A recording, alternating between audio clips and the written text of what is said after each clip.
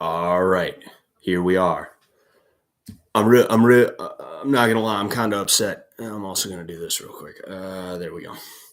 Not gonna lie, kind of upset. Not that anyone's even here. I'm literally just talking to myself.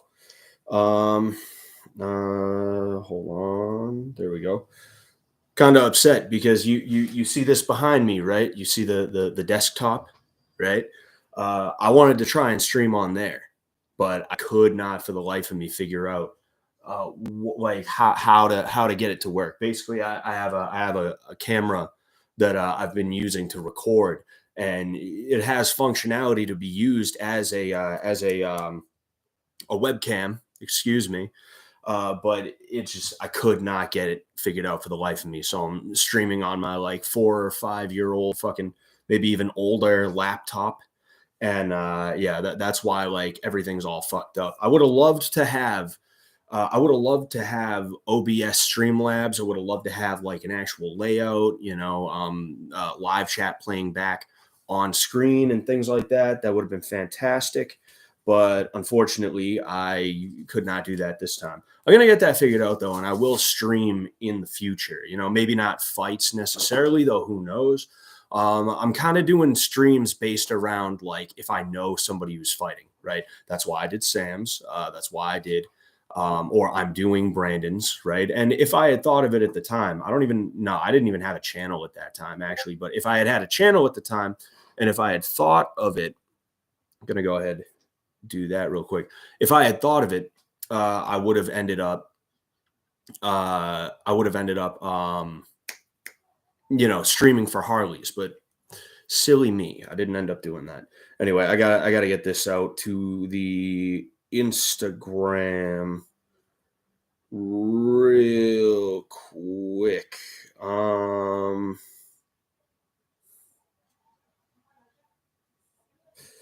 Sorry about that. I know it's really boring to just be. I don't even know who's watching, but I know it's probably really boring to be sitting here just looking at some fucking dude like like that.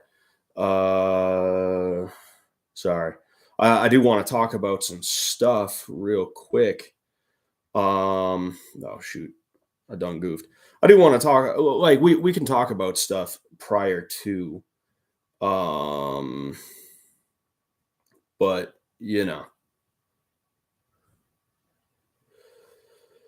all right, there we go. So I have to say today's a really good day because Brandon ended up releasing a video with me in it, which I really really appreciate. Like I'm the kind of person where you do me a favor and I feel like I owe you, right? Like that's just the kind of person that I am, right? Which like whenever someone says that's the kind of guy I am, it's like usually like really stupid. Oh, damn. Fucking small fly. What the fuck? But anyway, when somebody does me a huge favor, like on the level of like what Brandon did for me by putting me in that video, I really feel like beholden to them in some way, shape, or form. I feel like I owe them, right? And hold on, there it is. Trying to make sure the remote is around because right now it was the pregame show. That's what it was, but that is what it is. Anyway, Brandon did me a big favor. I really, really appreciate it. Bottom line, that's basically what I was trying to say. If anybody is here right now, feel free to say something. In fact, you know what? I'm gonna go ahead and test out what happens if I. All right, yeah, there we go. So I don't know who's gonna be in here. I don't know if anybody's gonna be in here. I'll be honest with you, but hopefully we get at least a few people to jump in. Hold on, might actually be time to. Yeah, because it's almost 8 o'clock right now. The card starts. Get out of here. The card starts at 8, right? Maybe if. Well, the card starts at 8, but I guess my TV doesn't actually want to work right now. Oh, there it is. Okay. So as I was saying, card starts at 8 p.m. All right. Cheers from Worcester, from Worcester, kid. Fucking, how's it going, man? How's everything? How's it hanging? You know. Um, oh yeah, I guess it starts in 2 minutes. That's the countdown. So really excited for Brandon. All right, really excited to see him go in there and do his thing. And I'm really happy that I was able to be a part of that. And I said something on Instagram yesterday, but like I said, not to get too gushy or anything, but like I really do owe it all to Sam Hyde. Like a year ago, we ended up meeting up for the first time. It was when I had assumed that he was going to be fighting Hassan. And we got some work in, and luckily he took a liking to me in some way, shape, or form, and he just kept hitting me up to train. Because of that, I've gotten to meet like so many cool fucking people. Like Harley from Epic Mealtime. Like I think I've said this before, but like I remember watching that dude's shit in my computer class. Right, I'm supposed to be in computer class learning how to fucking defrag hard drives and shit like that. I just fucked my hair up even more. I'm supposed to be in computer class trying to figure out how to defrag hard drives and like insert GPUs into the slot and things like that, right? Instead of doing that, I'm watching Epic Mealtime, and then like 10 years later, fucking here I am, like boxing with Harley Morenstein, the Sauce Boss, like that is insane, But like I really owe that all to Sam, because if I didn't meet Sam, like I wouldn't have met Harley Morenstein, and I wouldn't have met Brandon Buckingham either, So there's one thing. Are you going to show the fight live? I am unable to do that, which probably tons of people, not that there's even tons of people here in the first place, but people are probably going to leave now. This is a commentary stream. Okay. It's like, I don't know if you were around last time, right, when Sam was fighting, but I did this last time. It actually, anyway, for me at least, it got like a decent amount of views, and really it's just a chance to hang out with people and experience everything live. If you download DAZN's app, I'm not sure if they're going to make you pay for a subscription, but I do know that this event in and of itself is free. So maybe you download the DAZN app and watch it on your phone. I'm not sure if you're just going to be able to download it and watch it on your phone, or if they're going to ask you for a subscription or not. I really couldn't tell. I really couldn't tell you. But I'm just letting you know how it goes. So, yeah, we got somebody here. Oh, by the way, I would really appreciate it if everybody would like the stream. If you like the stream, that is, all right. I don't like something on YouTube if you don't actually like it. I'm gonna go ahead. I'm gonna hit my vape real quick as well.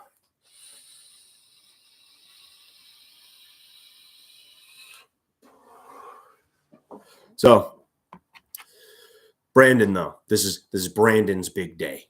All right, Brandon's big day. Obviously, I think Brandon's going to win.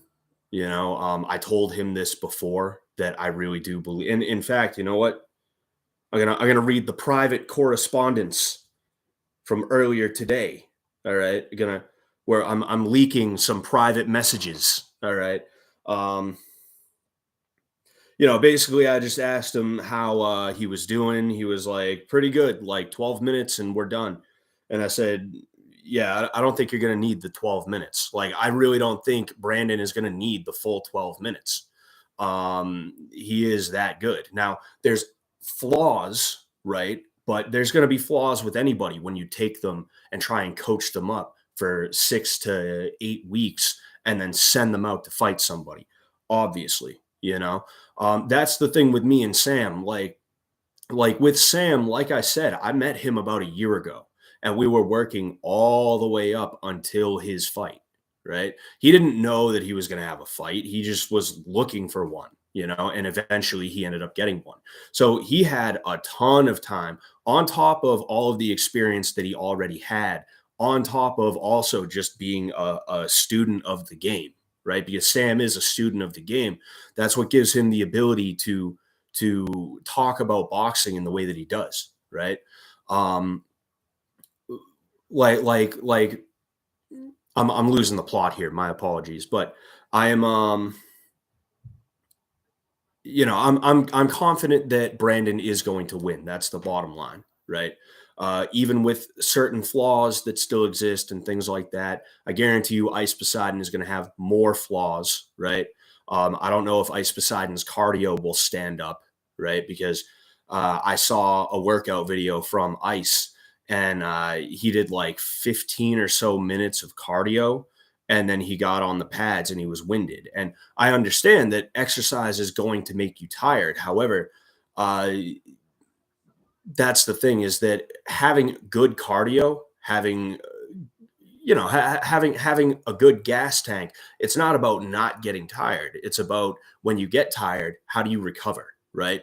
When you're sitting here and you're throwing 3 4 punches, and that takes about a second to a second and a half, maybe 2 seconds, let's say, right?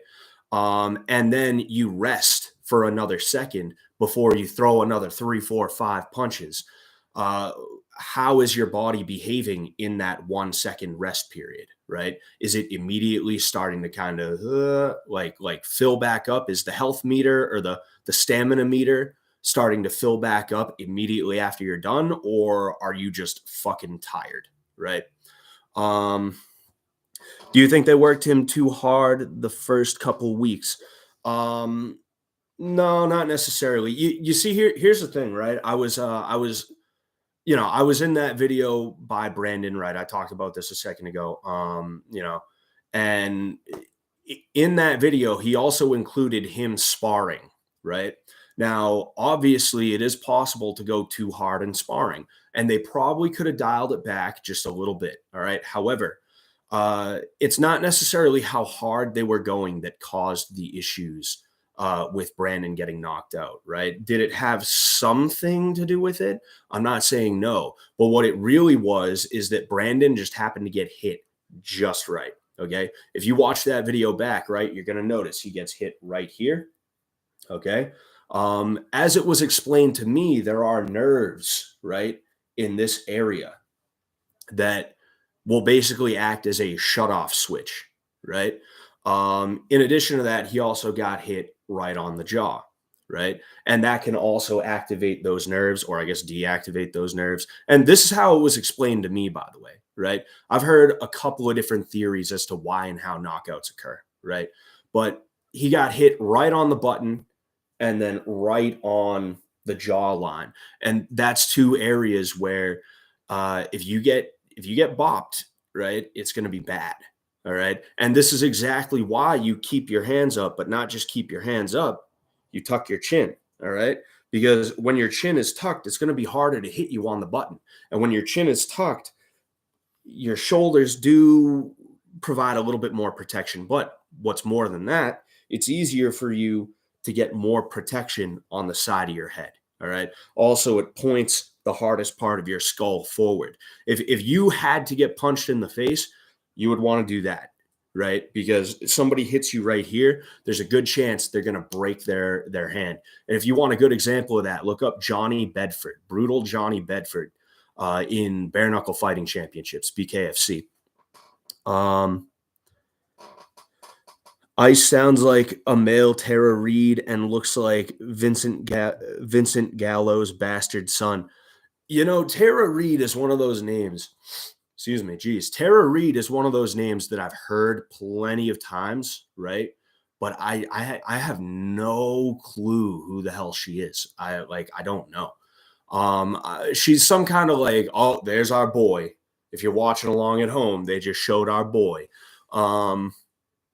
Like, not to dick ride, right? Not to dick ride, but like, look at all the pictures, right? Look at the, you know what? Hold on. One moment. But yeah, I have no idea. Oh shit, I just exited out of it. I have no idea who Tara Reid is, and like I should probably look her up because I hear her name mentioned from time to time. Uh, do, do, do. So what I want to know is what happened to the girl fights, right? Um, what ended up happening to the girl fight? Because there were two chicks, and one of them looks like a goth clown, which, like, judging by how she's dressed, she would probably take that as a fucking compliment, right?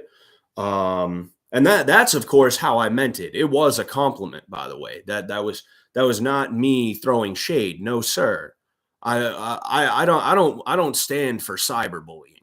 No, but like anyway, I don't know how well you can see that, but like look at all these dudes, you know, look at all of them, right? Like tell me Brandon is not the only one with any sort of like energy emanating off of him, right? You have a Walid or Walid or however you say his name, who's doing like the shouting thing, and it's like, all right, I don't believe it. I don't believe it, bro. All right. I don't actually think you're real. I don't think you're about it, bro. But like just the swag, all right, the drip that Brandon has on. It's like that's what you want from YouTube boxing. Fucking Ice Poseidon, like Ice Poseidon should have done the blindfold thing for that video, for that picture, right? As borderline cringe as it was, which Ice Poseidon's not an idiot. I know he was purposefully steering into the cringe, but like as borderline cringe as it was, like he should have did that, you know. But like Brandon's the only one when I saw the fight card who I was like, oh shit, I wonder what that guy is about. I want to know more about him. I want to see more about him, right? I want to see more from him, right? And like that's the thing that a lot of these YouTube boxers don't understand is like we're not coming here for like perfect form or anything like that. We're not coming here because we expect like A1 elite athletes. That's not what we're here for. That's not what we like want to see, you know. We want to see the goofy personalities and like the fun shit, right? These people like on stream they can perform, but they can't perform when they're like live, I guess, you know. And that's the thing that kind of like that's kind of been the boner killer with all of this. Oh, they're starting the opening ceremony thing. I'll go ahead and I'll turn it up a little bit, but I don't want it to be too loud because I don't want you guys. I don't want to have to shout over it. Let me know if that sounds a little bit too loud to everybody. But I'll continue reading this stuff. Yeah. So hey Jesus Keen says true. I know he was saying his vision was blurry the day before. Yeah. Yeah. Yeah, that was really not good, and I didn't expect him to necessarily even tell everybody about that. It's not it's obviously not a good thing to be experiencing that, and I obviously there's a tail of the tape actually. Fucking Mini Con 29 6'4", 220 and a half pounds, 79-inch reach. Nick Knack, whatever, 28 6'1", 272.5, 71 pounds. That is quite the difference. But yeah, what I was saying, right?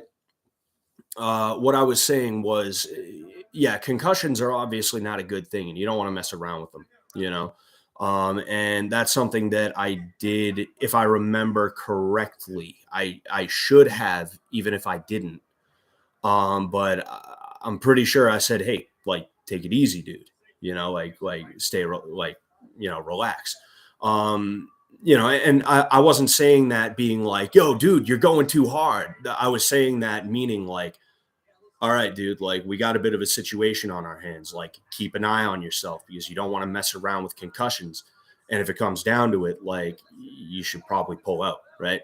And if I didn't say that, I'd be pretty disappointed in myself because, that would show that I let that slide when I really should not have. And I guarantee you I wouldn't have been the only one to say that to him. But head trauma is a part of the game, and because of this, it's not really thought of to be as serious as it is, and that's kind of unfortunate. But again, it's part of the game. It's like war. Like people die in war, so if you're gonna sit there and be like, "Oh man, but we could die. We can't take that hill. We could die." The hill's not going to get taken, and you're going to be screwed. And like there's a point, excuse me, geez, there's a point where you just have to be like, all right, well, I mean, we could die, but we need this hill, so let's fucking go. And that's kind of how it is with head trauma, not concussions, obviously, but head trauma in the most general sense, right? That's some good yay, huh? Talking about when I inhaled. It's already on the next fight. No, it's not already on the next fight. This is the first fight of the night. They're walking out right now, and I have no fucking clue who either of these guys are. There's Nick Knack Paddywhack and Minicon, I guess. I'm surprised I remembered their names. So yeah, Minicon is walking out right now. I just want to make sure. Sid talking about the goth clown. That would have been some. That would have been some epic juggalette vibes.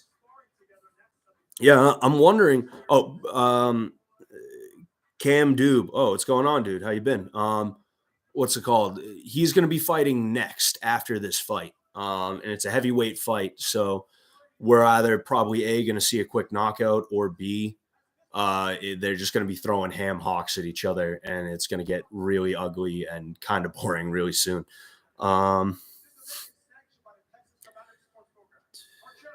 Yeah, you're right. I think he was semi-concussed when he got KO.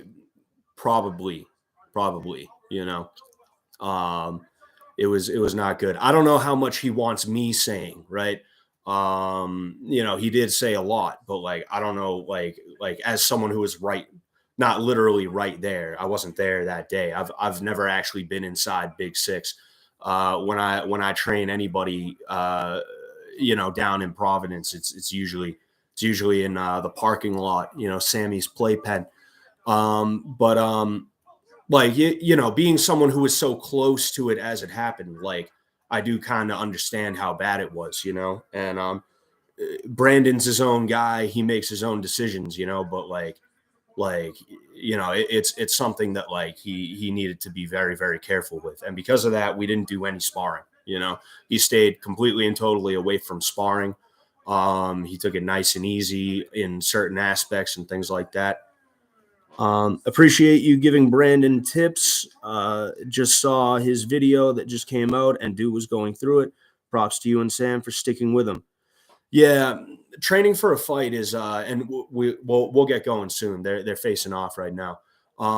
Training for a fight is stressful, and it gets to you, man. It really does. Like Cam Doob, if you're still in here, like you can attest to this.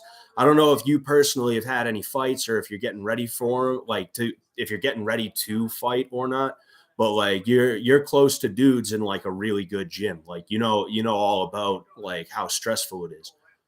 But anyway, here's the first fight. So Minicon, as far as I know, is the guy without the basically the man bun. Okay. All right. So I'm just gonna call him Purple Shorts. Purple Shorts isn't looking that bad. I mean, he's not looking great. Obviously, this is YouTube boxing. That's how it is. But like he's got a jab, he's got a cross, he has a pull counter, right? I'm impressed, like I said, I expect these dudes to be throwing ham hocks at each other. So even if it is the first 30 seconds of the fight and they're probably going to get very tired, it's still fun to see, And that's the thing that's interesting about influencer boxing is to see these guys, especially once they have like 2, 3, 4, 5 fights, they're figuring it out as time goes on. And that's really, really cool to see. Most people don't do that. And that's why I think that influencer boxers do deserve more respect than they get, because really it's trial by fire. Imagine if instead of going to a gym to learn how to fight and then getting into a fight, you had to get into fights to learn how to fight. That would be awful, and that's basically what these guys are doing. So the other guy, white shorts. I don't know who's who. I'm pretty sure the dude in white shorts is Minicon, but Minicon is actually not looking that bad either. He's got a jab, which is good. He's got to be careful when he goes for that body hook because he's going to eat an overhand right. Oh.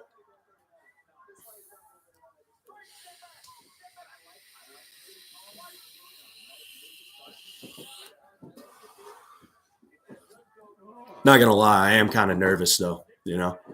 I'm nervous. I get nervous for my own fights, and I get nervous when people who I know are gonna fight. And being someone who was involved with this was that's kind of where the nerves are coming from now. But so there's a degree of athleticism from both of them, which is not bad. You're seeing both of them kind of go back to their jab when they're tired or when they don't quite know what to do, which is really good. Your jab is your best friend in many different situations, right?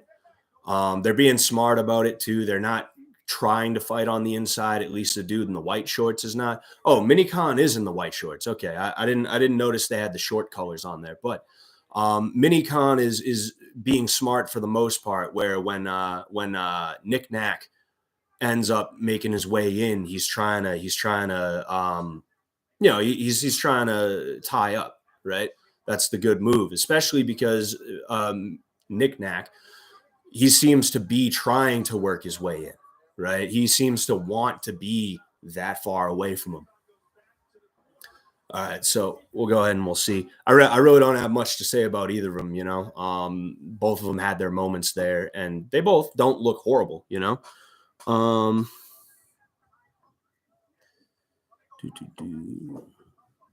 oh yeah, no problem, man. To the dude who said appreciate you taking the time. All right, Eors V. All right, dude. Um, I felt like he was beating that guy, and then his legs just went out.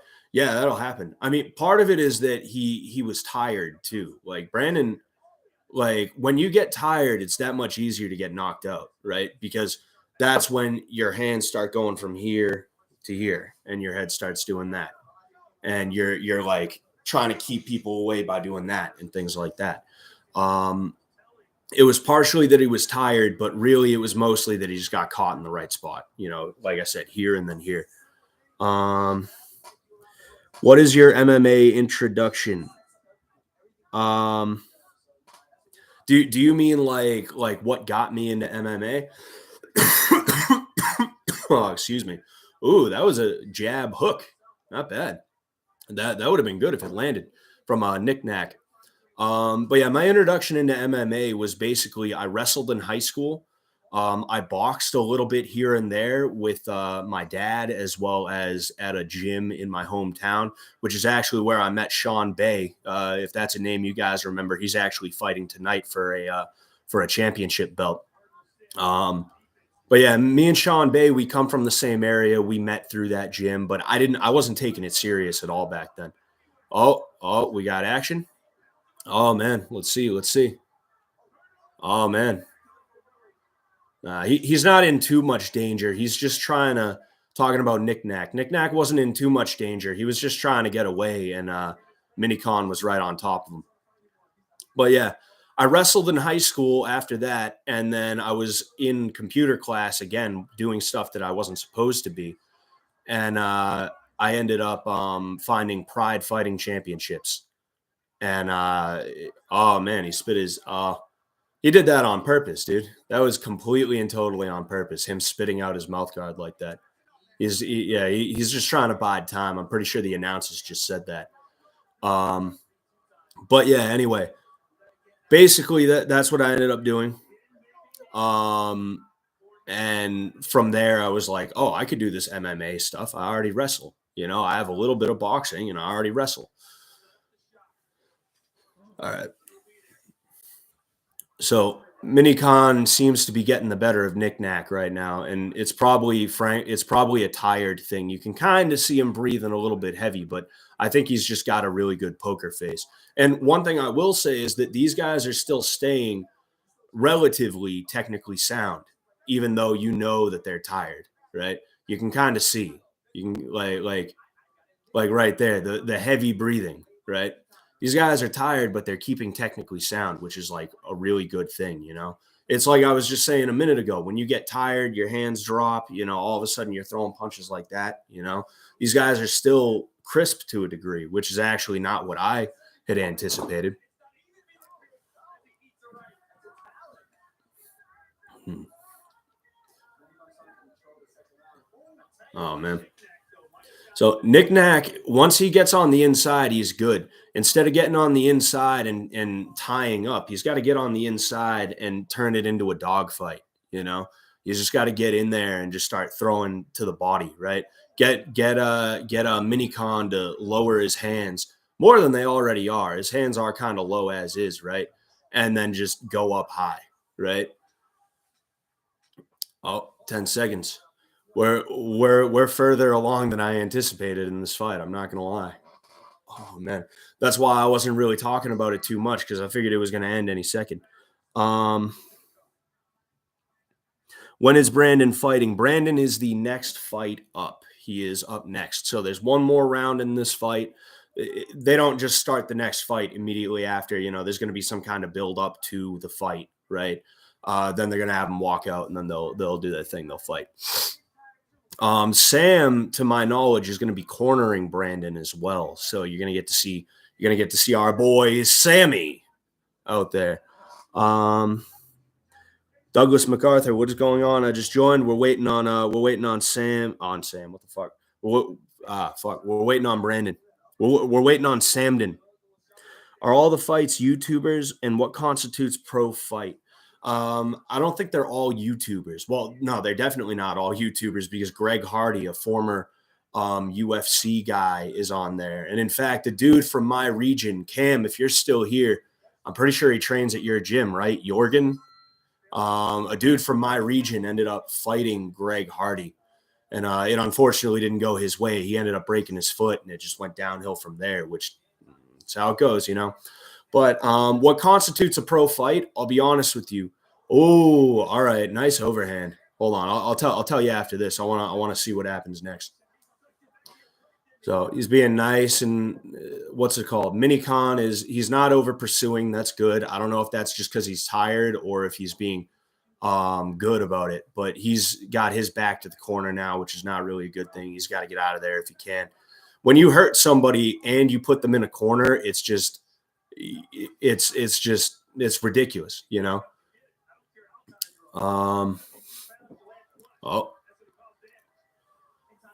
Oh yeah, yeah.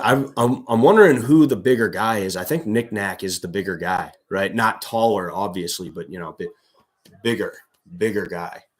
There was like something like 60 or 70 pound weight difference between these guys, which is exactly why I do not want to fight at heavyweight because I'm 6 feet tall, and 6 feet is tall, but it's not 6'2" tall. It's not 6'4" tall.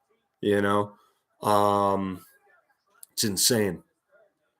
But anyway, what constitutes a pro fight, right? What constitutes a pro fight is literally just that you have declared that you're going to be a pro, right? That's literally, ooh, I like that hook. That was a nice hook.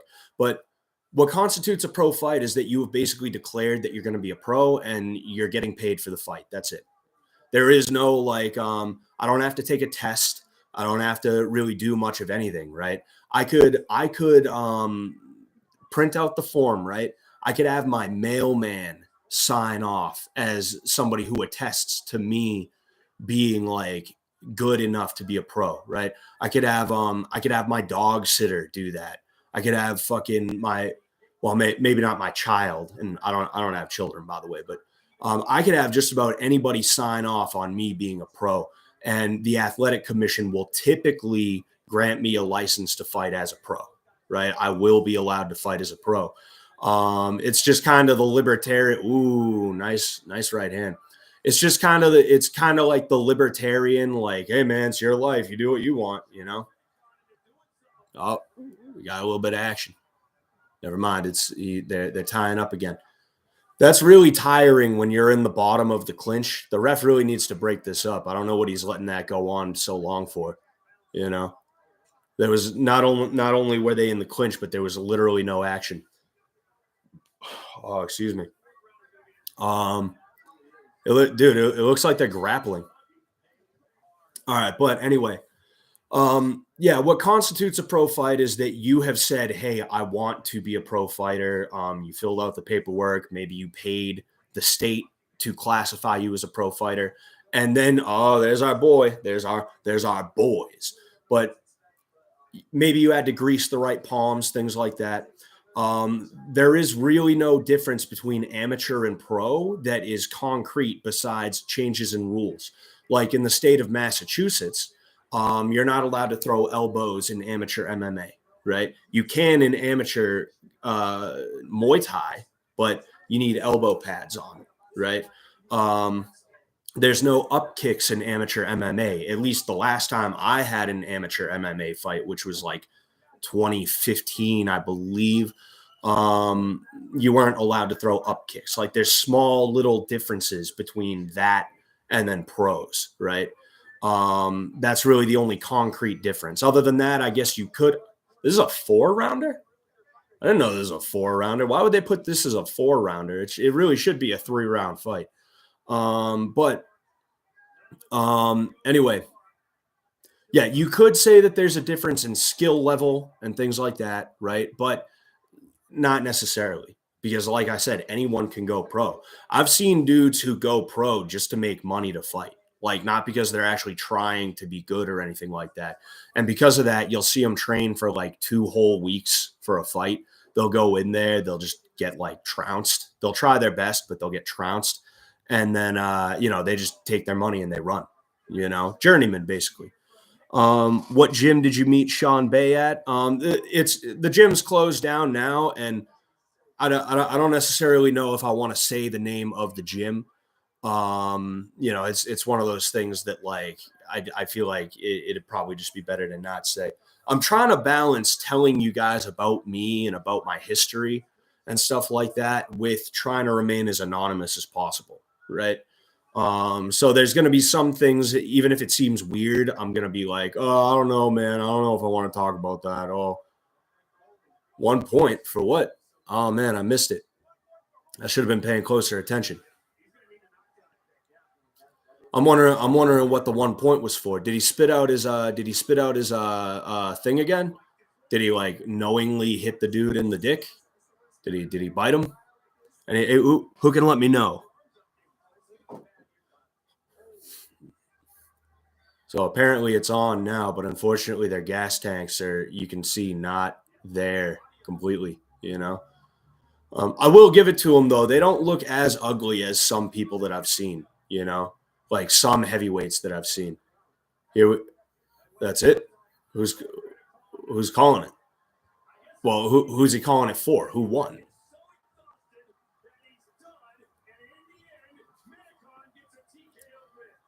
I'm confused though, because like, are you sure? Like, I don't know who he's saying won or lost. I have no idea. I'm just reading these real quick. Where can we stream Sean Bay's fight? And do you think he's going to win? Yeah, I think he's going to win. Sean Bay is really good. I'll be honest with you. Like he was someone that like a lot of people around where I'm from kind of looked up to, he was very talented, and he still is very talented, what's it called? I don't know if you can stream his fight anywhere, but it's for CES Boxing. I think it's at Mohegan Sun, which is in Connecticut, I think. If Brandon wasn't like Sam was gonna go, right? But he had to corner Brandon. If Brandon wasn't fighting tonight, I probably would have gone too. Like, because there's people from my gym that know him. It's like a family friend deal, and they were like, "Yo, you want to go see Sean fight?" And I was like, "Oh yeah, sure. What day?" And they were like, "Oh, November 19th." And I was like, "Fuck!" Like, I think that's the day. So it just didn't quite work out. So according to these guys, Minicon won. I still want to know what exactly occurred to warrant the 1 point deduction. He got a warning about spitting out his mouth guard earlier. And if that's the case, if he did it again, then yeah, that would warrant a 1 point deduction. But like typically boxing refs don't just take points away, right? They give what's called a hard warning, which is literally just, they go to you and they say, hey, knock that shit off now. And then the next time it happens, they end up taking a point away, or a disqualification if it's that bad. Like with what happened with Jack Shady Grady. You guys know about Jack Shady Grady from BKFC? If you don't, look him up. And if you can find his video from the BKFC tryouts, definitely look that up because it is gold. It is fantastic. Um, I met him at that tryout. I tried out for BKFC last year, and we were in the same group for pad work. And he's he's a character. I'll say that much. I actually kind of like him, but he's the type of dude that could definitely rub somebody the wrong way. All right, so Minicon is there. Oh man, my neck. I got a bad neck. Of course, Brandon's boxing isn't going to be fully what his jujitsu skills are, but what is your opinion if he was part of, say, a YouTuber MMA bout? Oh, I think he'd beat most people, 100%. But here's the thing about YouTube MMA, right? I was actually thinking about this earlier because Overtflow said that nobody would want to challenge him to an MMA fight. First off, wrong. All right, very wrong. Second off, like MMA, there's a much steeper learning curve, right? It's a lot easier to just slap gloves on dudes and have them throw punches, like that, right? Throw the girl punches, It's easier to get away with that than it is MMA, right? Um Hold on. Oh yeah. Yeah, the ref just saw how tired he was and he was like, "Nah, we're calling it." That's what it was. But um YouTube MMA, as interesting as it might be, there's a much steeper learning curve, which means there's going to be a lot less people that are actually going to be able to get away with doing it, right? Unless there's going to be people that just decide, oh, like I have no Brazilian Jiu Jitsu, I have no wrestling experience, or I have like a little bit of high school wrestling experience, let's say, or I took a month of BJJ, right?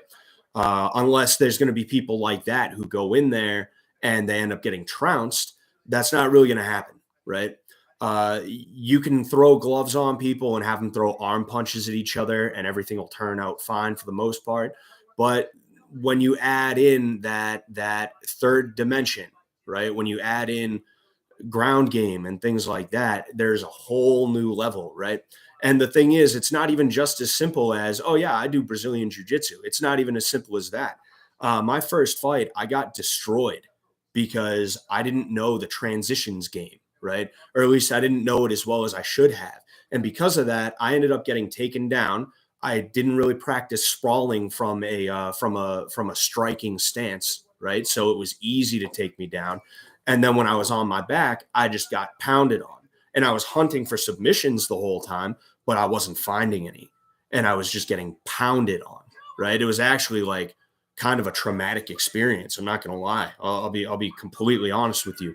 But like, because I didn't know that you could or that you should try to stand up from bottom or side control or wherever, right? Because I didn't know about that, I was like, oh, like I guess I'll just hunt for submissions. And because of that, I ended up like fucked up. Like it was terrible bruise, blood vessels in my eye popped. The guy beat me up so bad that he broke his hand on my face. That's how bad it was. And the reason I'm explaining this to you is because I was training for a while, right? But because I didn't train the right way, I was not actually prepared for an MMA fight.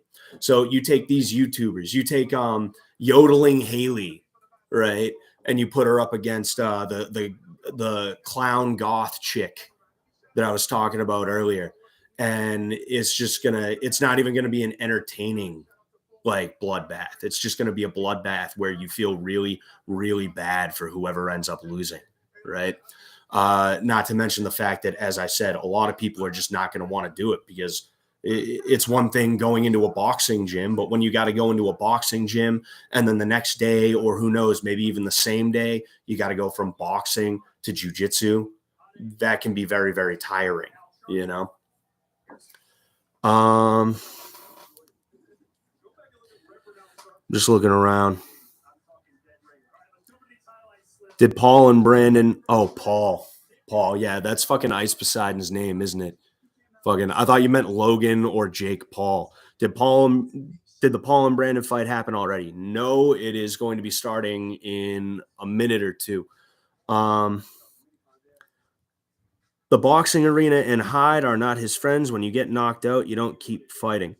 No. I mean, they didn't realize how bad it was. Brandon wasn't communicating that. You know, um, I understand you guys care about Brandon, right? I care about Brandon too. You know, but the fact of the matter is, if you get knocked out, nobody else knows how bad it is, unless, of course, you stand up and you're like, like it's a Mortal Kombat, right? During the finish him moment, the fatality moment, right? Nobody knows how bad it is, right? Brandon goes over after he's like basically done sparring, and he's like, yo, like my vision's going black. And Jason Estrada is like, oh, dude, you shouldn't be in there. Get out of there then, Now, if he got knocked out once, should he have gotten up and kept going? Not necessarily. However, again, these guys are sitting here looking at him and they're like, oh, he got up. He looks fine. He just kept going. I'm sure it's all right. If something was wrong, Brandon's a big boy. I'm sure he would have said something, right?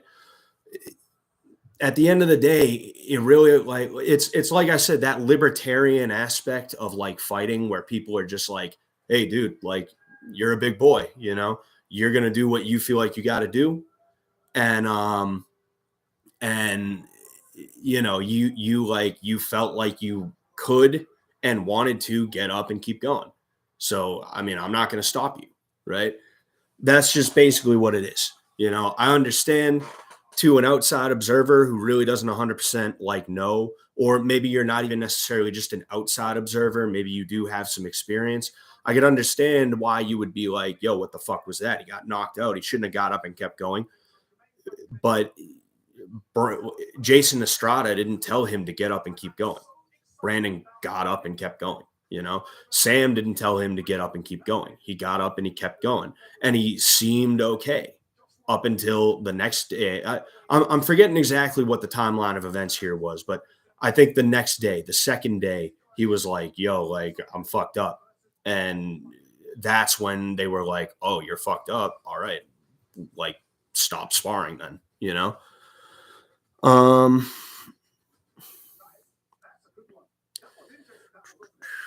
all right.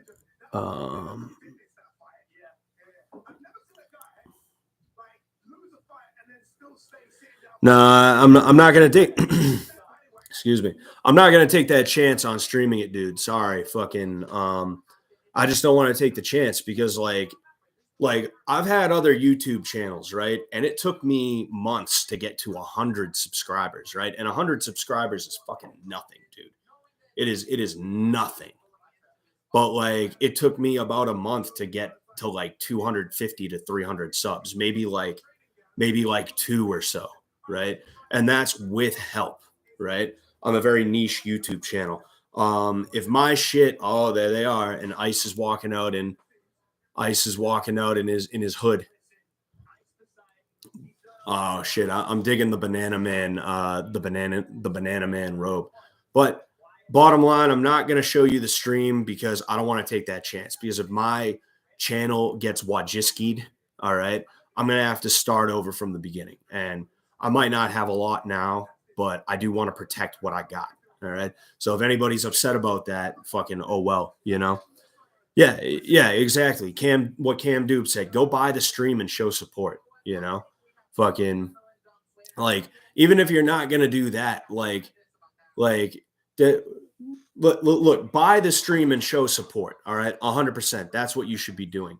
And definitely don't go to any of the illegal streaming sites either. All right, definitely don't do that. I don't support that. I don't support that one bit. How's Brandon's Muay Thai? I don't know. Honestly, we've never done Muay Thai. We never did. We never got around to doing Muay Thai. All right, tail of the tape. Ice Poseidon, 28, 6'3", 172 pounds, 76-inch reach. 27, 6'3", 175 pounds, 78-inch reach for Brandon Buckingham. And those 2 inches of reach are going to make a difference. I'll be honest with you. There's Sam just chilling in the corner. Nobody, just Sam and some other dude. That's fucking hilarious. All right, here we go. I'm gonna take a hit of the vape real quick. But yeah, Brandon has deceptive reach, right? You know he's tall, you know he's long, but you don't quite know how long he is until you start sparring with him. And then you realize, oh, this is a problem that I have to figure out. This isn't just something to deal with. Like I got to figure out how I'm going to get on the inside of this dude. And that's something that we worked a lot of was the jab. We worked a lot of jab sparring, right? At the advice of Sam, mind you. Sam was always on our asses about doing jab sparring, right? Another thing we worked a lot of was was it's just so hilarious seeing Sam just chilling there in the background. But the other thing that we worked was a lot of clinch work, right? Because Brandon, I'll be honest with you, it was a little bit weird trying to train him at first because, as I said, he's so long, he's so tall. You would think we would want to keep him throwing straights constantly, right? Keep Ice Poseidon on the outside the entire time. And that is something that we worked, obviously. However, sorry, I'm like the nerves are hitting me right now. But um however, like one thing that we also were working, we made absolutely positively sure to work a lot of was what happens when he gets in close. He's going to be doing a lot of clinching and you're going to notice some wrestling moves. All right. I'll be honest with you. We were working different things like changing directions and clinching and then pulling off and then bang, bang there. Um, all right, infantry wagon, don't let the door hit you on the way out, you fucking idiot.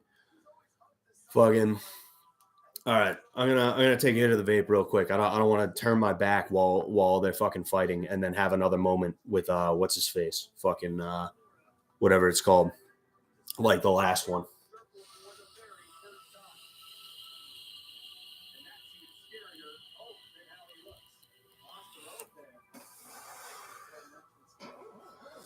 I have to say the entrance is pretty cool from Ice Poseidon. I will say, you know, I was talking about how a lot of these YouTube boxers don't embrace the theatrics, right? They don't make it fun in that way. Ice Poseidon's trying, you know, even if it is a little bit even if it is a little bit what's it called? Even if it is a little bit cringe, you know.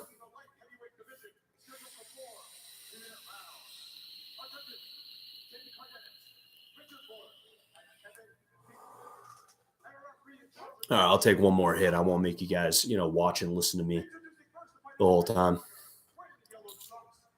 Wearing the yellow trunks, John, whatever his last name was.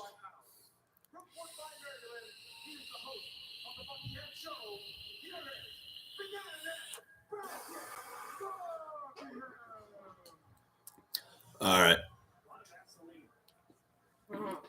A lot of Vaseline. That's also probably sweat, you know. I wouldn't say Ice Poseidon's jacked, you know, but yeah, he looks in good shape. You know, you gotta give him that, you know. I don't think that's just skinny abs. I would say that, you know, you can see that there is a little bit of there's a little bit of definition though, you know.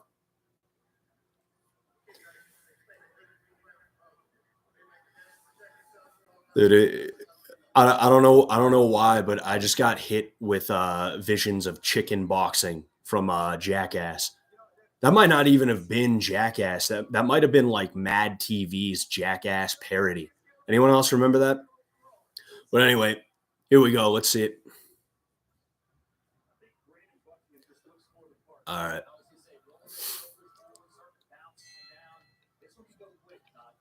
There's no glove touches in boxing, Brandon.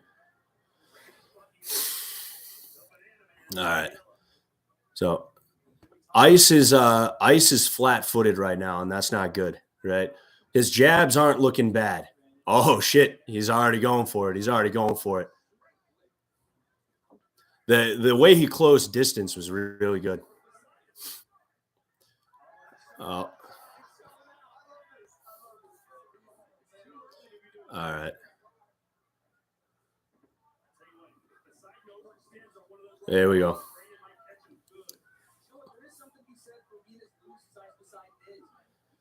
He's loose, but again, he's kind of flat-footed right now. Actually, oh,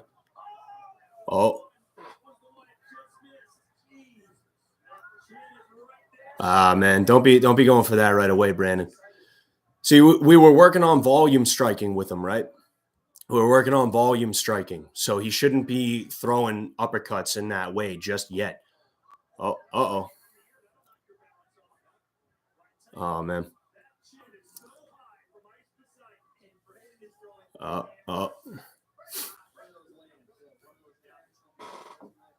So what Brandon's got to do right now is he's got to try and get Ice Poseidon to throw and then pull and then just hammer him, right?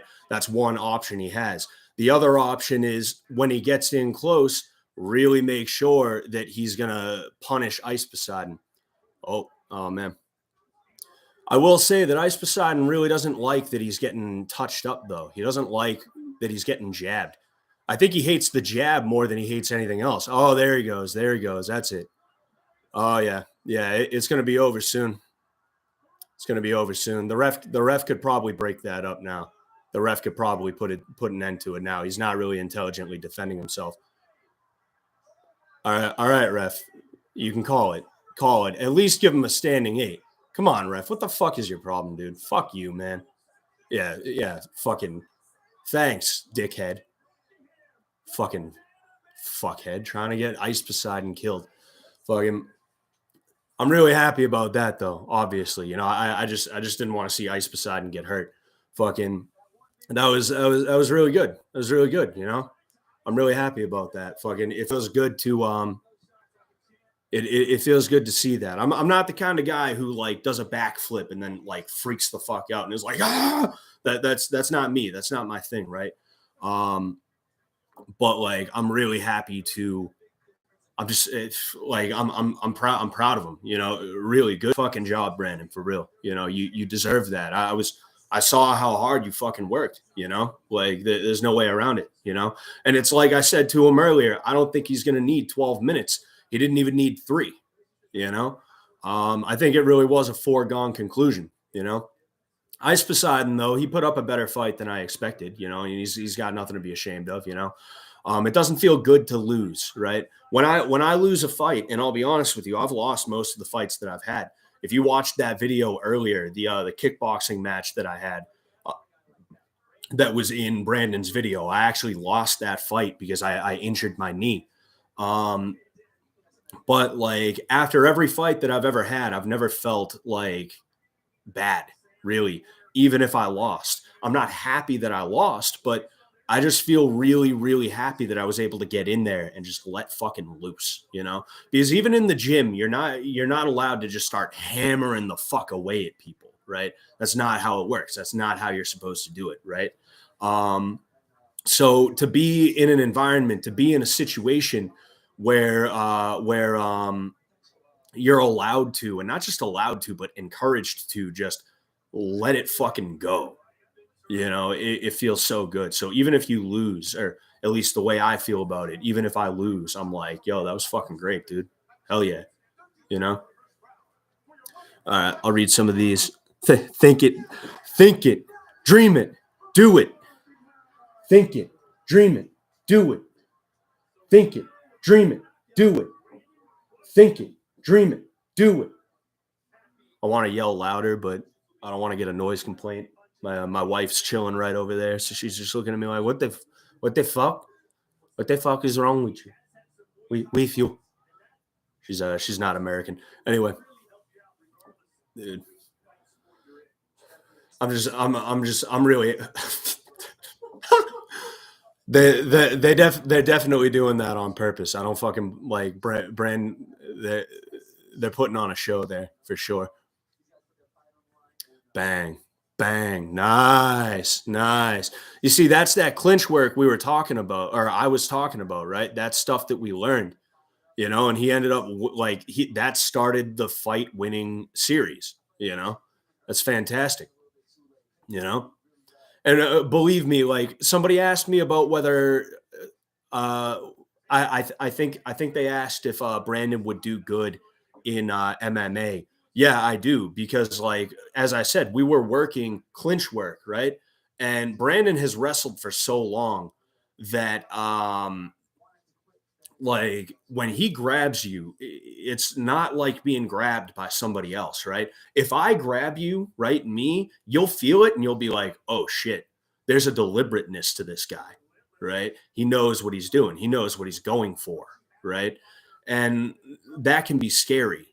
So, like, for me to be grabbed by somebody and I'm like, oh shit, this guy knows what he's doing. There's a deliberateness to this.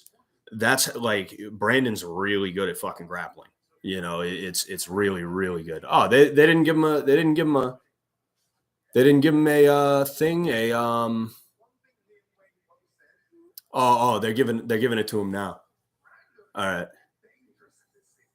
let's definitely listen to this. I'm gonna turn it up a little bit. Used to teach art tonight. He was painting pictures with those hands. My goodness. We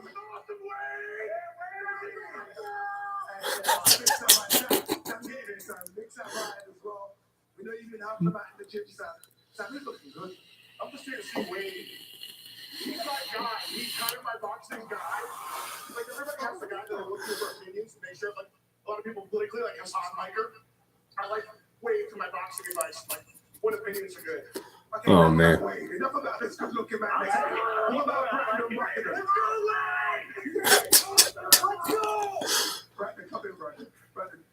There's kind of a brotherly energy coming off of both of them right now. You know, put a lot of work in.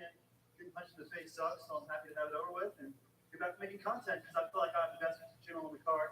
If you guys are watching the Buckingham show, you should check it out. Subscribe. Wait, 1 second. Oh yeah, Brandon's underrated when it comes to YouTube for sure. Are we going to see you again? It depends if my ops are down to fight me. Hey, listen, if it's up to me, he'd be in here every week. The guy is going to improve.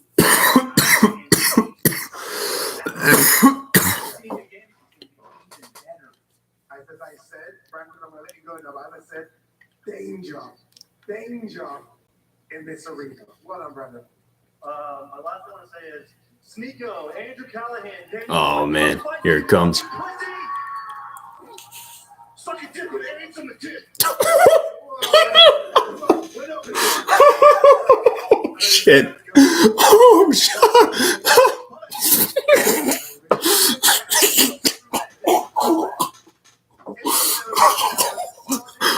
Holy shit.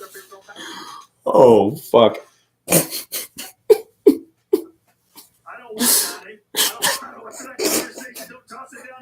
Holy fuck! I did not. I did. I'm sorry. I'm sorry. I'm probably laughing too much at that, but that just caught me so off guard. Holy fuck! I'm starting to tear up a little bit. Oh fuck! Oh man! That was insane. Yo, congrats, Brandon, for real. Fucking. Oh fuck, dude, that was insane. Oh man. All right, okay. I'm gonna read some of these. We'll stick around. We'll do our thing. I don't know if we're gonna do the entirety of the card, right? I'm getting my foot caught on a bunch of fucking shit right now, but I don't know if we'll do the entirety of the card. We'll see. If everybody just drops off, I'll probably just say fuck it. But like I said earlier, if you enjoyed this stream, please leave a like. If you're not subscribed to me, feel free to sub as well. We'll go ahead. We'll read some of these. You didn't know who was getting rocked for a second? Yeah. Things happened really quick in that fight. It was kind of hard for me to really give a bunch of commentary and things like that. That's just how it is sometimes. Hold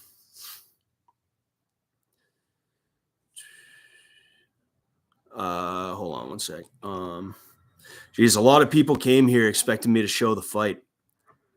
That's all right though. Fuck it.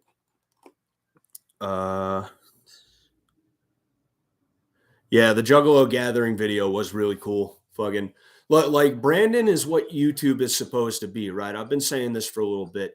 Like Brandon is what YouTube is supposed to be. Turkey Tom, Monkey Jones, you might know him as Simeon Jimmy if you've only figured out about him recently.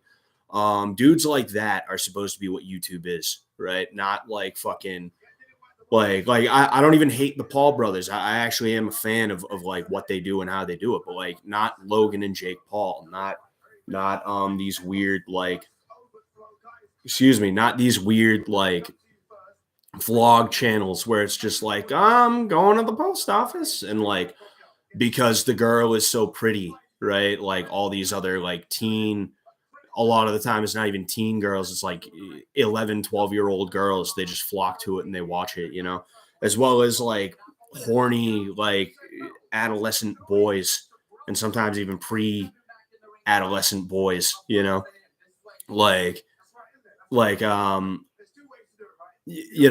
not what it's supposed to be. It's supposed to be what these guys what these guys do. And up next is Overtflow versus, I'm pretty sure, oh yeah, Faze Temper. I'm actually curious about this one because Overtflow is a jiu-jitsu black belt.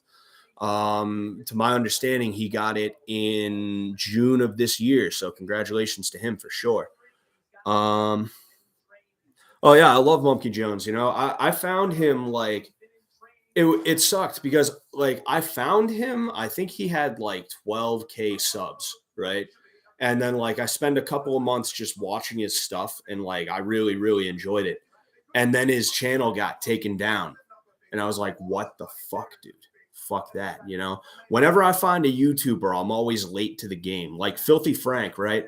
I found Filthy Frank and then like 6 months later, he stopped doing content. All right, tail of the tape. Faze Temper, 29, 6'4", 189 pounds, 77-inch reach. Overtflow, 31, 5'11", 181 pounds, 73-inch reach.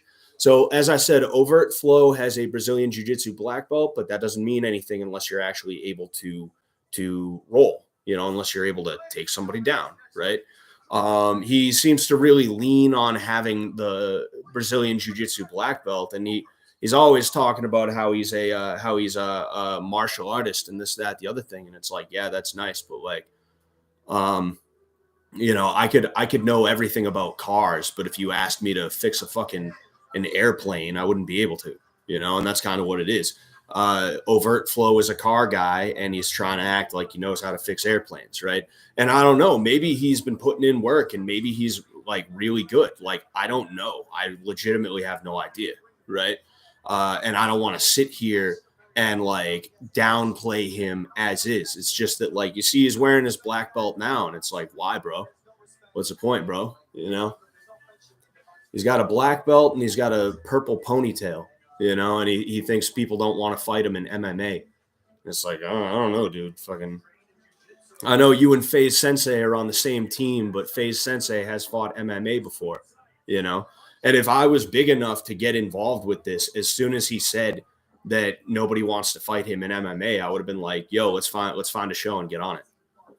Let's put something together. Let's go to a gym that has a cage and we'll have like a bunch of YouTubers come out and they'll film and it'll be like a big thing, fucking, we could even play it like it's the Kumite, fucking at a secret location. Faze or whatever his name is, Overtflow, and Scott Sullivan, MMA, fucking have an MMA fight. I don't know, fucking, we could do that. And actually, I was wrong. Overtflow is not part of Faze clan. You see, that's how much I know about these guys. Like, I get them confused and shit like that, Oh, baby, I'm actually, now that I think of it, I think that dude's Brazilian. Yeah. Oh yeah, he's got the Brazilian flag. He's fighting for Picanha, baby. All right. I'm actually surprised this many people are still around. Do you think he'll stay with you and Sam to train if he did, or do you think he'd look for other coaches, and if so, who? Yeah, I don't know, man. Honestly, see, he was living in the area, but he's moving out of the area now, right? He's got somewhere else that he's trying to go to right now. So, you know, if he's not going to be living in the area, there's really no feasible way for him to stay with us, quote unquote, right? And hey, that's all good, you know. Like at the end of the day, I want to see Brandon do well, you know. I want to see everybody that I train and that I regard as like a good dude do well, you know. Um, what was I gonna say? So like there's really no way to tell what will happen if Sneeko decided to you know, to grow some balls, if his ovaries ended up going external on him, you know. Nobody really knows 100%. Yeah. Mumkey made a new channel a while back. It's called Simmy and Jimmy now. Oh yeah, yeah. No, I'm well aware of that, you know. Actually, there's been a lot of people who have followed me over the last year or so, right? One of the people that I'm the most proud to have had follow me was Eggy, was Egghead, Eggman, right? I'm really happy that that dude follows me because he's an inspiring dude, you know, and he checks my shit a lot, and you know, it's really cool. Like no matter how big I get, right? Like obviously I have a channel, I post shit on my Instagram. I'm trying to get people to follow me, right? But no matter how big I get, let's say tomorrow I woke up and I had 1 billion subs, right? Obviously not going to happen, but what if, right? I would still feel like I'm just like a regular dude who still is like, whoa, holy shit, I get to meet this guy. Wow, this dude just followed me. Wow, you know.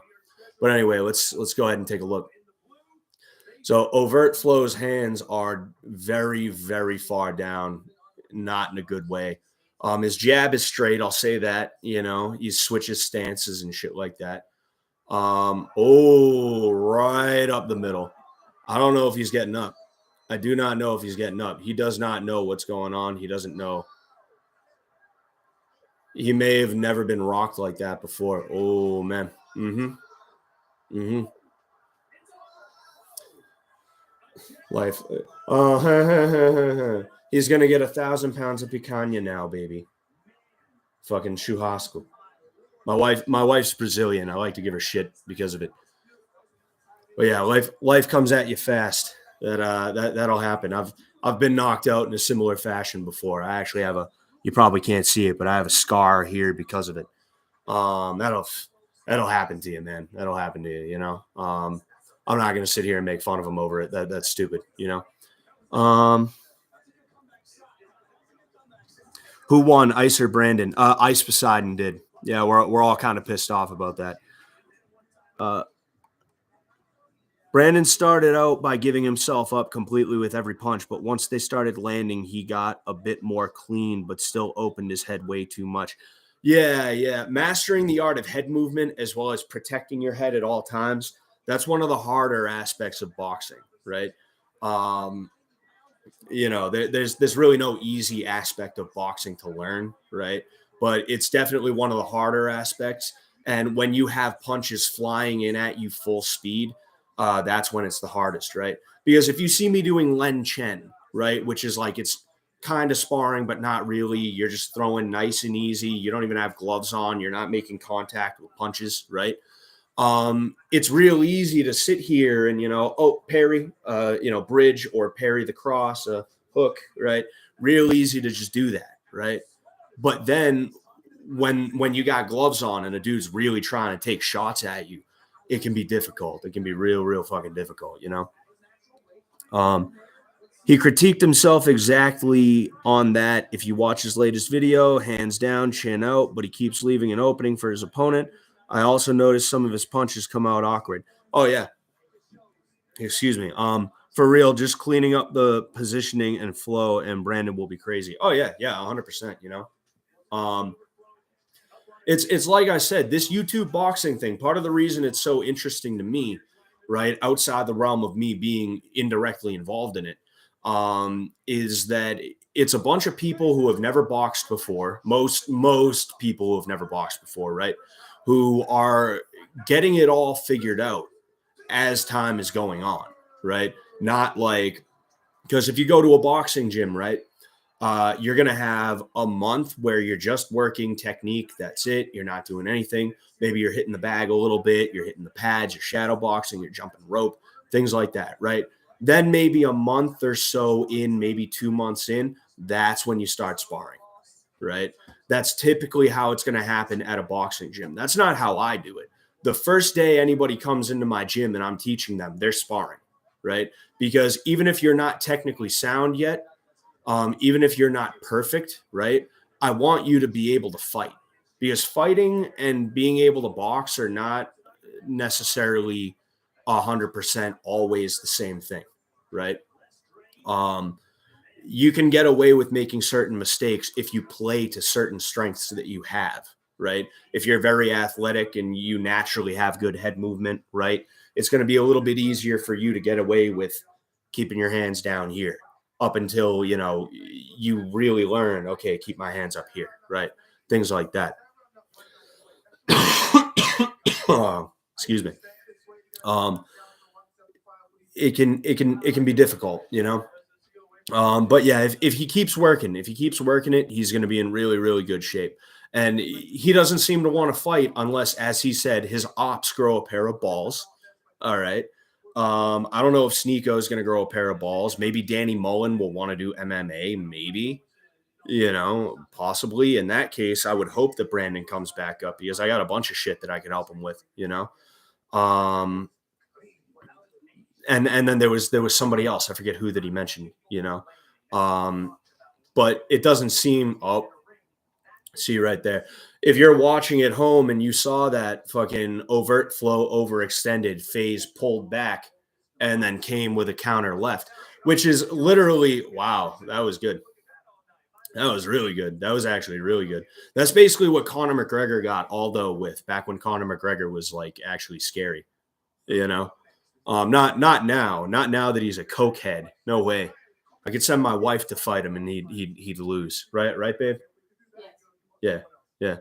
I don't think Danny Mullen wants to smoke either. Danny Mullen doesn't seem like a fighter. He seems like a talker. I know he's doing Brazilian jiu-jitsu as well. I forget what belt Danny Mullen is, but I can tell a fighter from a talker, and Danny Mullen is a talker, right? Like I'm just saying that right away. I don't even have beef with Danny Mullen. I don't want problems with Danny Mullen. I don't want problems with anybody, but like, since we're on the subject and my boy has beef with that dude and shit has transpired, I'll just say that Danny Mullen seems like the type of dude who will talk, but he won't actually back it up, right? Same thing with Hassan. We all know that about Hassan. That's why that's one of the reasons I dislike Hassan. Like, take the politics out of it, right? What I really don't like about Hassan, because I can be friends with socialists, right? We just don't talk politics. That's it. That's all, But what I don't like about Hassan is his bully attitude. He is a bully, right? And I'm a bully. When I see someone bullying somebody, my instinct is to get in that dude's face, right? But Hassan, like, he has that like better than you, even though he's a pussy kind of attitude, right? There's a song by Big Pun. It's a really good song. It's called Beware, right? There's a line in it, and it says, it goes, picking on the smallest victim gives him heart to kill, right? That's Hassan. If he feels like he doesn't have to be afraid of you, if he feels that he doesn't have to worry about you, then he's going to treat you like dog shit. Then he's going to act like a total fucking asshole to you.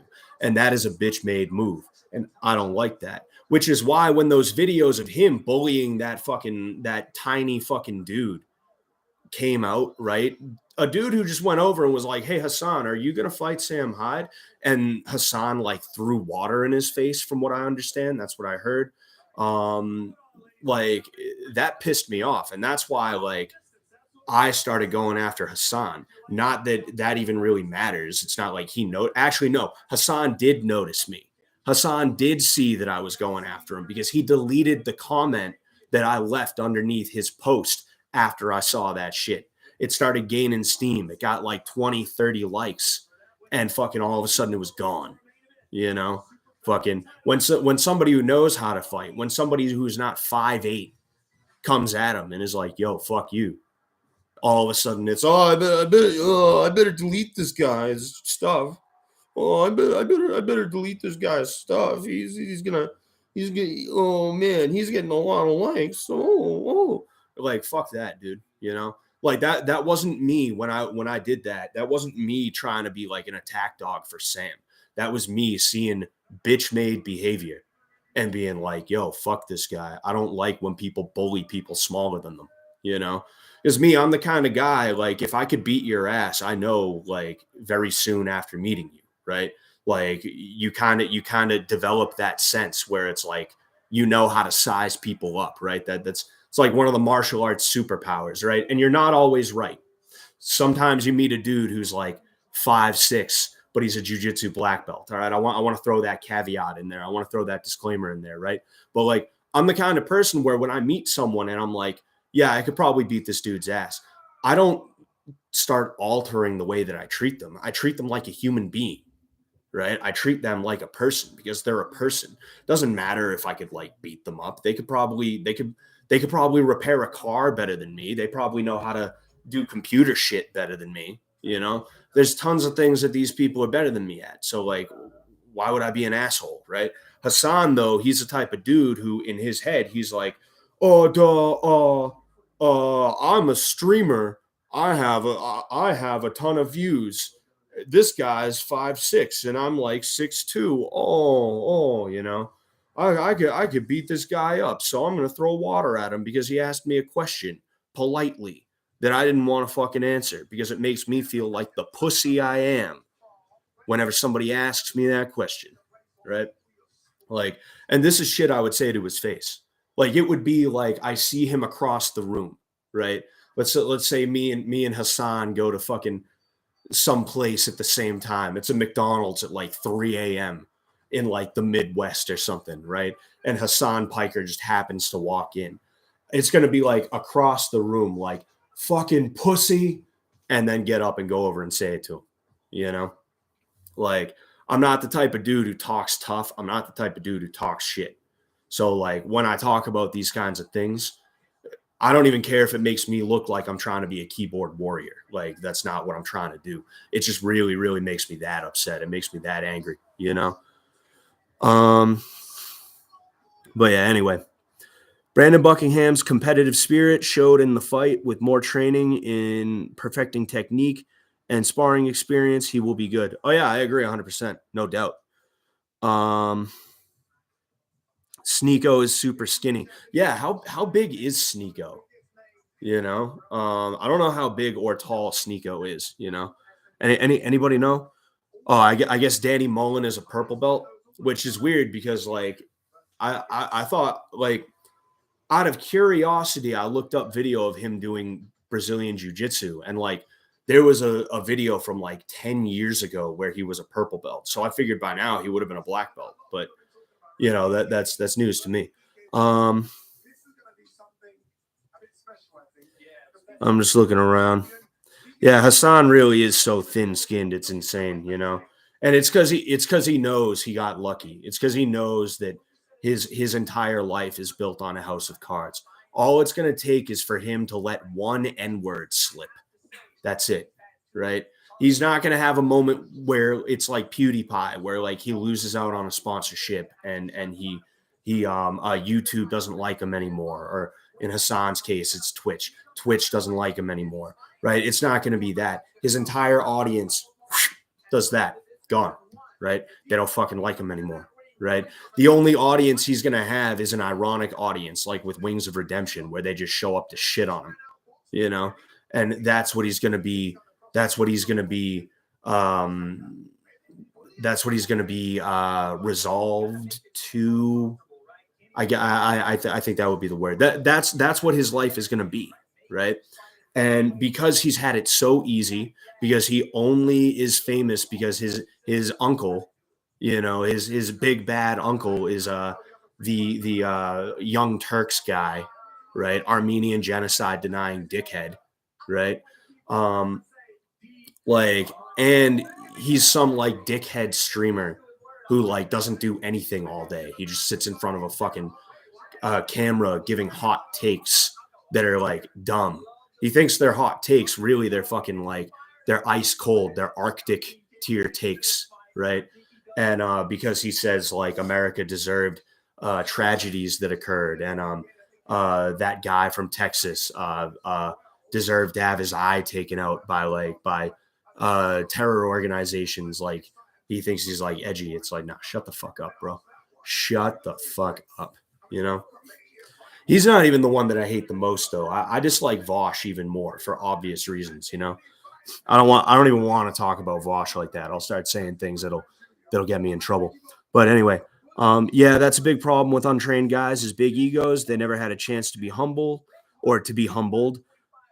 Oh, by their dad or anyone, but usually comes back on them. Oh yeah, 100%. You know, everybody thinks they can fight. Everybody thinks they can fight. The two things that people think they can do with absolutely positively no training at all is politics and fighting, right? No training, no research, not even so much as watching watching a whole UFC card, right? Like, everybody thinks they just inherently know how to fight. And it's insane listening to people. Excuse me. It's insane listening to people try to talk like they know anything when they don't, you know? And I just don't even bother anymore. I used to argue with people, right? Someone would be like I'm doing a video on Andrew Tate, right? And I'm going to talk about this because in the video that I'm reacting to, Andrew Tate says, "Oh, well, arm bars don't work if you can bite somebody." And it's like, you know what? Bite my leg. Bite my leg. Bite my fucking leg. Take a chunk out of it. I hope you catch like some tendon or a ligament or something. I hope you do. Because you know what? When you do that, your arm is going to be gone. It's not just going to be snap. It's going to be snap and then grab the wrist and start moving it the fuck around. Like, if you see how I'm pretty sure it was Ronda Rousey broke Miesha Tate's arm. There was hatred in that. There was genuine hatred in that. She broke the arm, tucked it underneath, and then continued going backwards, right? Tail of the tape, though. Oh, I missed the tail of the tape. Sorry, guys. But like, it's insane to hear people say these things, right? When they've never even been in a real fight in their life. They think because they got into like a shoving match with their brother when they were younger that they like know how to fight. And it's like, no, you don't. You really don't know what a real fight is. A real fight, real violence is not, it's not angry. It can be angry, but really it's more desperate. It's not, grr, I'm going to beat you up. It's, holy shit, I hope I beat you up, because if you don't beat me up, if I don't beat you up, you're going to beat me up. Like, I have to do this to you or else you're going to do it to me. So I hope and pray that I'm the one who does it to you, right? And because of that, the desperation that you feel emanating from the other guy, right? There's a darkness to that you can't replicate unless you're just going to kill somebody, right? It is like nothing else, right? And it's a rush. It's a really, really good rush, but like, not all of those emotions that you feel, not all of the excitement is necessarily even a good thing. Some of it is I won't say bad, but like I said, it's dark. You got to be able to go to a very dark place to hurt somebody like that, you know? And then, like, taking into account like the amount of training and the amount of coordination. And as I was saying earlier with the wrestling thing, right? With Brandon, when he grabs you, you know, he knows what he's doing. You know, it's his call as to what happens next, right? Like, when you feel somebody grab you or when you are punched by somebody who really knows what they're doing, it's almost confusing how they can be so good at it. It's almost confusing and it's bewildering, right?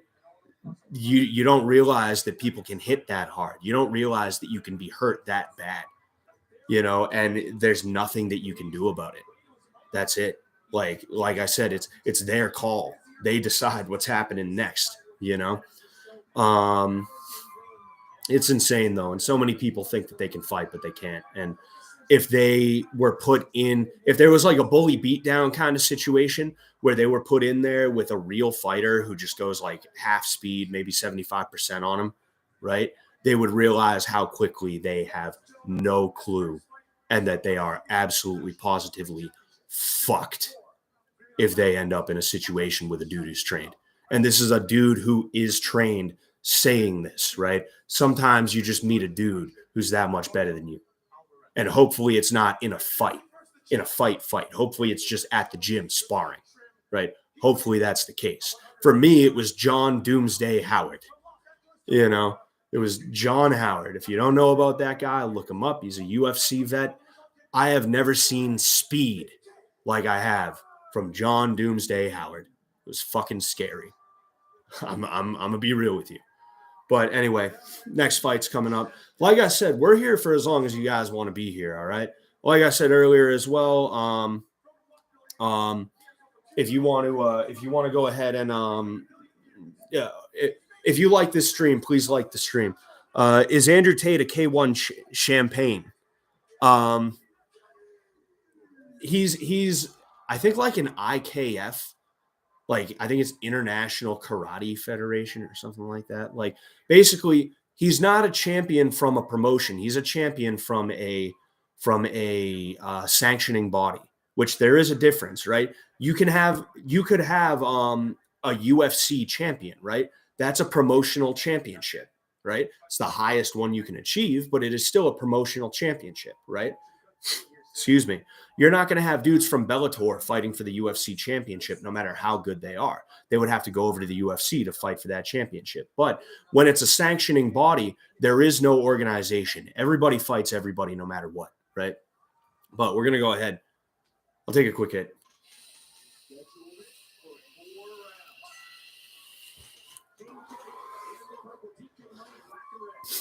All right, so this is King Kenny. Now, you remember him from August. He should not have won that fight, and I stand by that. I haven't seen the fight since with the one he had with Faze Sensei. I haven't watched it again, but I truly do believe that Faze Sensei won that, you know? So the thing about DK Money is that he's going to be made to miss, and King Kenny is already doing that. He's baiting him to punch, and then he's making him miss, which is not going to be good for him at all. He's got to be very careful. He should be opening up with a little bit less than he is now, right? This is why people feel each other out, because they don't want to walk right into the other guy's game plan. They want to try and figure out what he's got, what he's going for, what tendencies he has, as well as the dude's timing. So what DK Money is doing good right now, or what he just did that's good right now, is he's a lefty, and he threw a straight left right up the middle. That's very good because of the angle that it gives you. It can also be hard to deal with for a lot of righties because you're used to that being the jab side. You're not used to that being the power side, right? Now, DK Money does look a little bit stiff. Oh, there we go. See, that's exactly what I was saying, is that he was going to be made to miss. And then when there was an opening, King Kenny was going to throw a punch. And sure enough, here he is. And that's the end of the fight. You know, I understand. I will say that, right? Like when you're in a fight, especially if it's your first fight, I don't know if that was his first fight or not, but especially if it's your first fight, if it's your first couple fights, right? You go out there and you're just like, I got to put this guy down right now. You know, it kind of goes into that desperation thing that I was talking about, right? You know, when you end up fighting someone, you're like, oh shit, like I have to put this guy away quick, because if I don't put him away quick, he might put me away quick, right? I don't want to get knocked out, so I better knock this guy out. And I think that's probably what happened with DK Money. Now, I know King Kenny has had more than one fight. I think he's had like 4 or 5 at this point, maybe. Who knows? And because of this, I think he's kind of found his groove a little bit, right? In addition to that, I will say DK Money was not that good. I'm not saying he was bad by any means, but I think that King Kenny just kind of got a feel for him. He got a handle on him right away, right? Unlike with Faze Sensei, where Faze Sensei made it a little bit difficult for him. And because of that, King Kenny really didn't even throw that much, right? But ironically, never even heard of Ice, took one look at him, and I still automatically hated him. I mean, I don't hate Ice. I don't hate Ice Poseidon. You know, I don't know anything about Ice Poseidon. I know he kind of pioneered a certain sector of streaming, right? Like he pioneered IRL streaming, right? That was him. Other than that, I really don't know much about him. Some people said that he did like a crypto scam, and it's like, all right, well, I literally don't know anything about that, so I can't really make a judgment on it. You know, if that is the case, right? Then yeah, that's fucked up. You know, but like, I don't even know if that's enough to make me legitimately hate him, right? It would depend on how bad the scam was, right? Did he just promote a shit coin like every fucking buddy has done over the last 3 to 5 years? Like, it's one thing if it's just like, hey, I just bought a ton of this coin, it's really cool. Like, that's not cool necessarily what he did. But that's not enough. Oh, he's only 2-0. Wow, King Kenny's only 2-0. Good for him. But um that's not enough for me to be like in the comment sections of somebody's post, like, oh, fucking Ice Poseidon, fucking Ice Poseidon, fucking scammed people. Blah, blah. You know, that's not enough, right? It'd be something else if he put together a scam, if he was like masterminding a scam, right? I remember watching Sylvia years ago break his arm and have to have the fight called off. He wouldn't stop fighting. Yeah, some dudes are just built different like that. It's fucking ridiculous, you know. Um, um, I got in a street fight and it happened so fast. LMAO, but I won. I got dragged out by the teacher. Oh, that's good, you know. I can't say street fights are a good thing, but it's good that you didn't end up getting hurt, you know. Paul got smoked so bad. Yeah, I mean, hey, he put up a fight. He put up a better fight than what was the fight before them? The fight before them. Fuck. You see that this is how little I know about all these other guys. This is how little of a shit I give about them, that like I don't remember who's who. There was oh no, I think it was the fight immediately after Brandon's. Excuse me. The fight immediately after Brandon's. Oh yeah, Overtflow and Faze Temper, right? Much better job than Overtflow, you know.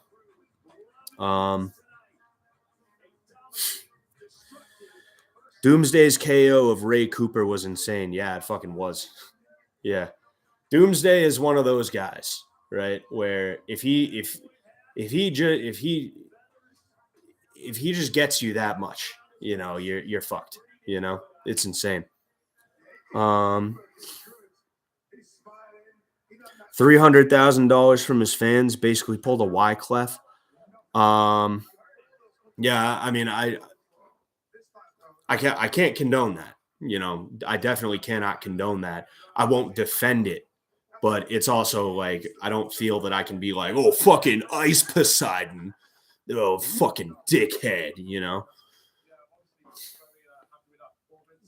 All right. I want to see how many fights are left, because one fight that I'm actually kind of excited about is Deen the Great, right? I am kind of excited about Deen the Great. Wait, what the hell was that? All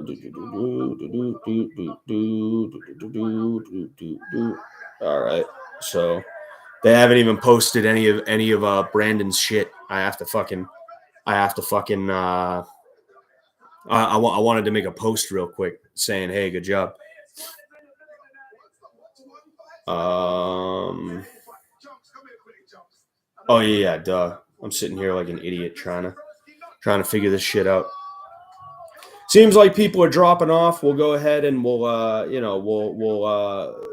chill for another minute. Oh man, Hassim Rahman or Rahman and Greg Hardy. This is going to be an interesting one. This is going to be a funny one. I actually kind of can't wait for that one. Oh man, Deen the Great is the main event, which, I mean, hey, good for him. You know, I love Deen the Great because the dude wins a fight in dramatic fashion and then proceeds to almost end his own life via backflip. That was the greatest shit, you know. And he's a good sport about it too. He's not upset about it, you know. He jokes about it, you know. And I appreciate that.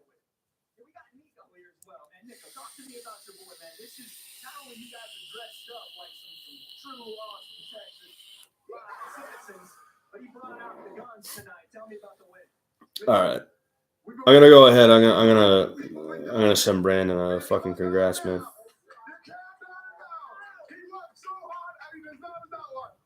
crazy. Can he bring in the levels? Yeah, you help me now. Help me now. If they can get it.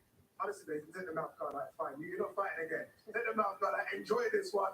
We're gonna get it tonight because that was a good performance. Well done, Gary. Well done, brother. Well done. Todd, back to you. Sorry, one sec. We're gonna get lit tonight. Come on, man. You're in Texas. We're all friends down here, except when you get in the ring. A lot of all right. So I'm sending the message to Brandon to say congratulations. Now I got to get the other thing too. All right, there we go. All right. Just going to go ahead and send him. All right, there we go. Ice Poseidon initially was a RuneScape streamer when Twitch was strictly gaming, and when Pokemon Go came out, he would stream himself walking around talking to girls and other people in Florida, and he would always get into bad situations and create a bad stigma around himself that people loved. Yeah, unfortunately, that's one of the fucked up aspects of the internet is that like people like drama, people like bad things and shit like that, you know. And like it's especially tough for me because like I'm in a situation where like I teach people and I have to remain above that, right? And not that I want to go that low to begin with, right? I don't want to be somebody who's like negative and like thrives off of like either being a lol cow or like just being like a dickhead who gets into fights and like all that other shit, right? I don't want to do that, right? But like now that I'm doing what I'm doing and I'm trying to like get a following and shit like that, I just see these people who like they get a following because they have an OnlyFans, you know, or they're posting free like porn of themselves, right? I remember when that was like still a new thing. I remember this bitch Lena the Plug, right? And I don't use that word bitch lightly. Like I have absolutely no respect for like her or that. You know, she said at like 1 million followers, she would like post porn of herself, you know. That was like shocking to me back in like 2017. I was like, yo, what the fuck? Yo, what? Like, well, why the fuck would someone do that to themselves? That's dumb. And now every other girl has a fucking OnlyFans. It's insane. I've had girls that curved me, girls that like and this is the thing too, right? They get so cocky about it. They think that you're dumb enough to pay for their porn, right? I've had girls that like I shoot my shot, they're like, I just think of us as friends, and then we never talk again. And then randomly on Snapchat, I open some shit up and it's like, subscribe to my OnlyFans, OnlyFans / big dumb idiot, right? Like, and it's like, yo, what is wrong with you? You know?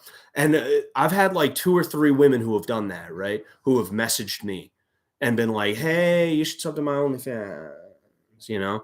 You should simp for me. You should be my simp. Yeah. Like I've had a few women do that with me, right?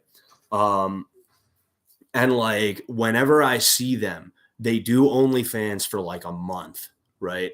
And then they stop doing it. And I hit them up and I'm like, hey, you still doing OnlyFans? You still doing that thing that you do, you know? And fucking they're like, no, I'm not. And it's like, oh man, you mean nobody wants to pay for some random chick's nudes? You mean there's free porn everywhere on the internet? Oh man. Wow. Who would have thought? Who would have fucking thought? Who would have had any idea about that? Oh man. No, nobody would have known. Nobody could have known. You know, nobody was telling you that from the moment you decided to start an OnlyFans, right? It's so foolish, you know. And here's the thing, right? You can come back from a lot of things. You can come back from getting knocked out in one punch. That's what happened with me, right? Fucking shout out to Bobby, right? You can come back, and if you hear my dog, I apologize, but you can come back from busting your ass, right? You can come back from busting your ass in front of the whole school. People will forget about that. What you can't come back from is your pussy being on the internet. What you can't come back from is a video of you slobbing on that knob on the internet. You can't come back from that. It's always going to be there, right? And even if you were able to get it off the internet, right? Even if nobody saved it and nobody was sharing it around, whether it was public or privately, right? People are still going to know. You're going to have to get out of there. You're going to have to uproot your life and leave if you don't want to be known as the OnlyFans girl. And believe it or not, even though there's a ton of women who do OnlyFans today, even though there's a ton of them who do, it doesn't mean that people are so familiar with it. It doesn't mean that it's been so normalized that people are going to be like, oh yeah, she had an OnlyFans once. That's pretty cool. They're going to be like, oh dude, that's a girl who had an OnlyFans. Dude, she had an OnlyFans, dude. Like she was popping her pussy for like $5 a month, bro. She was doing those like weird fetish, like foot fetish videos, like for like $5 a month, bro. It's insane. Like, what the fuck? That's what's gonna happen. And here's the thing, right? It's not even gonna be the guys who do it nearly as much as one would think. It's gonna be the girls. Because the girls are the biggest slut shamers. Women are the biggest slut shamers when it comes to other women, right? It's women that are always saying, oh my gosh, like, wow, like she's really wearing that. Like, that doesn't compliment her figure very well. She's too big for that. Oh my gosh, like she's wearing that. Like, gosh, like save a little for the imagination, you hoe. That's how women are. They are brutal with it, right? That's how they do their shit. They are constantly just going at each other with that psychological warfare bullshit, right? So if there's any girls watching, probably not, but if there's any girls watching, if any girls happen upon this, right, and you're thinking about doing OnlyFans, just remember, that's for life. It's like a bad tattoo of your ex's name on your forehead, one that you can't have removed. You can try and cover it over, but there's always going to be a bad tattoo of something on your forehead. Just because it's not your ex's name anymore doesn't mean you're not going to have something dumb stamped on your forehead. And everybody's going to see it. And everybody's going to go, yo, that is some fatherless behavior. That is a fatherless woman. And I don't say that to make fun of anybody either. I say that because it's really a sad thing. It's a really sad thing. But, oh, man. Anyway. Oh, yeah. It's Greg Hardy versus Hassim Rahman. Ramen noodles. Whatever. I still don't know how to pronounce that dude's name. Anyway. Yeah, he had his moments of genius, but in true beauty, there's pain, and eventually he died by small fire. Too many swatting and weird characters in his orbit getting caught up in legal charges. Yeah, actually, you know what? Fucking shit. I watched a video by somebody. I think it might have been Turkey Tom about Andy Dick, right? It might have been Turkey Tom talking about Andy Dick. If it wasn't, then it was somebody. Oh, tail of the tape. Ramen Noodles, 31 years old, 6'3", 226 pounds, 79-inch reach. Greg Hardon, 34, 6'5", 320 pounds, 80-inch reach. All right, so, geez, 6'5", but he's only got an extra inch in reach advantage. Wow, okay. But yeah, I was watching a video by somebody about Andy. I'm pretty sure his name was Andy Dick, right? I could be wrong. Like, I was listening to it at work and kind of like half zoned in, half zoned out. But like, yeah, there was something called like IP2 or something like that, where there was a bunch of people who were kind of affiliated with ICE at one point, right? If that's what you're talking about, then I think I might know. I think I might know what you're talking about. Satan, yes, that one. You a goofy what? Fucking a goofy goober? Am I a goofy goober? You spitting? Why you going so hard, dude? You can ask my wife, babe. I rant every single night about how fucked up the world is, right? Yes. Did you hear that? Did you hear that? When I get going, I can't fucking stop, right? No. Yeah, it's insane, you know. That's the way my mind works. Like I can't turn it off, right? Usually I'm just thinking this shit. But when it makes its way down from here out the mouth, it's just like I'll sit here for an hour talking about how like, oh, you know, the way somebody opens their car door is actually indicative of whether or not they're a premature ejaculator. And my hypothesis, the evidence to support this hypothesis is that you know, I open my car door very quick and I'm a premature ejaculator. And I've talked to other people who have been that way too. Obviously, I'm joking. I'm not a premature ejaculator. All right, please don't believe that. That was a joke.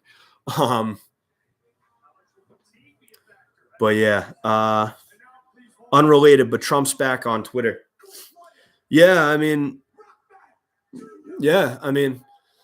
see, I don't want to be the politics guy, right? I don't want to be the politics guy. I don't want to be a politics guy. Because you can't be the politics guy today. There's way too many of them out there right now, right? And they're all saying the same damn thing. But you know what? Like, hey, Trump's back on Twitter. Good for him. You know, or Orange Man back. Orange Man back. All right, good for him. You know, I'm sure Twitter's gonna suck now. I'm sure Twitter sucks now that he's back on. Orange Man bad. Trump bad. You know.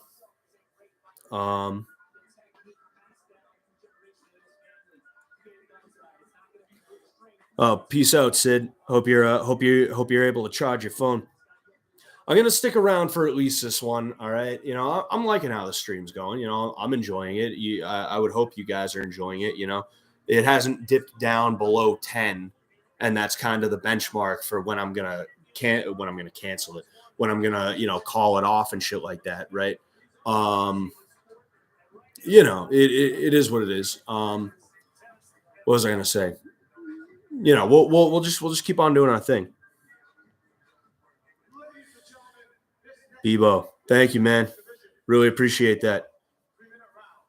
Trying to make sure I don't miss anything anyone asked me, or like if it's a statement that I think is good to read out and then talk about. Jay, what was the message you retracted, Jay? What are you trying to hide, sir? What are you keeping from us? Huh? All right, so here's Greg Hardy.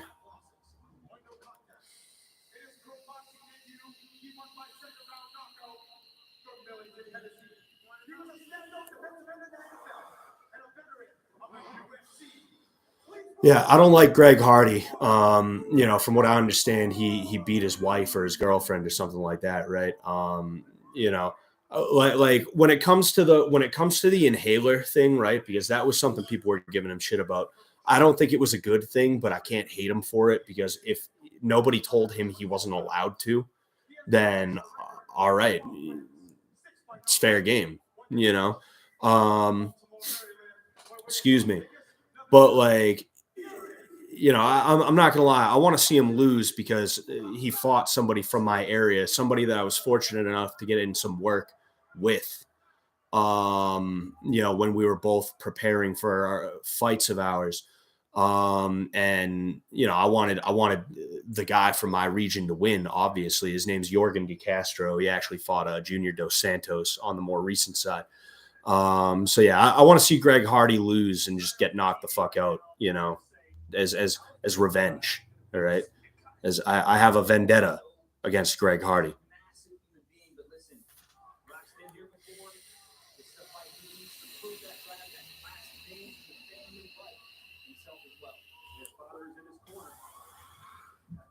All right, here we go.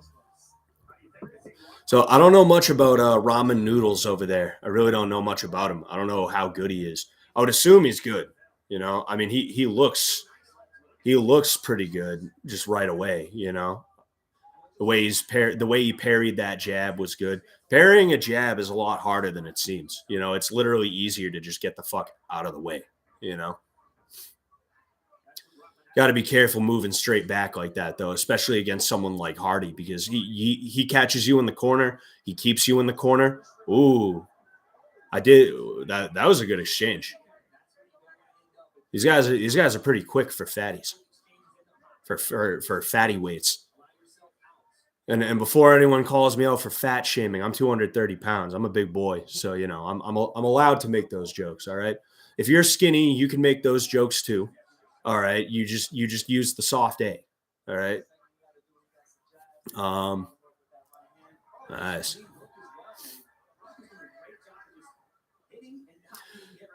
Yeah, Rahman is you can tell he's legit, you know. It sucks having to fight somebody who's so much bigger than you. You know, it really does. And the announcer just mentioned that he's keeping composed, and yeah, that's exactly what he needs in that moment.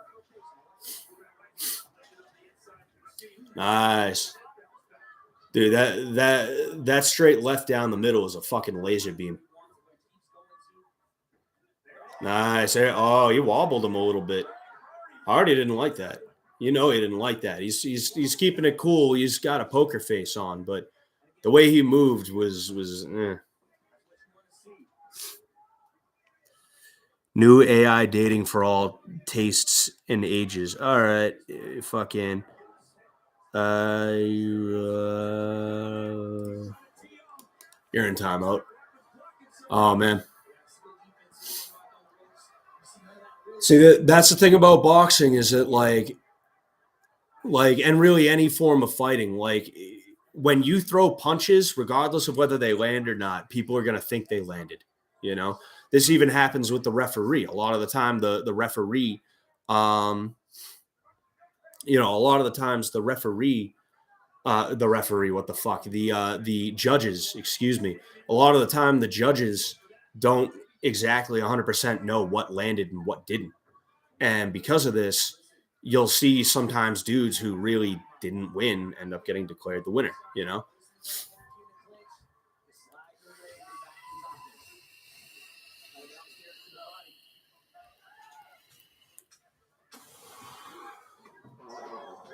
Nice. I was just about to say that straight left hand is going to be what does it, you know? Greg Hardy is doing nothing to try and fucking stop, right? He's doing nothing to try and stop that straight left hand. He's not moving out of the way. He's not, you know, bridging or at least trying to parry it. He's just taking it, you know? And because of that, that's not going to be good. Now, the thing that sucks for Rahman, fuck it. I was calling him Rahman as a joke. We're just calling him Rahman for real now. Fucking the thing that sucks for Rahman is that you know, when he lands that straight right, Hardy doesn't move away. He moves in, right? And that's really stressful. It's really stressful to be in that situation. Now, to bring it back around to the other side, Rahman, he's really good at keeping his hands up. He's really good at making Hardy miss. He's really good at using his. He's really good at. You see, right there was a little bit of touch and go. You know, that's really really good. Like this dude's talented. You know, for real. I didn't know anything about the guy until just a minute ago. You know, good for him. You know, I figured when they put him against Greg Hardy, he probably had some degree of talent, but I didn't know how much. You know, because I didn't think they were just going to give Greg Hardy an easy payday. You know, he's not that much of a superstar.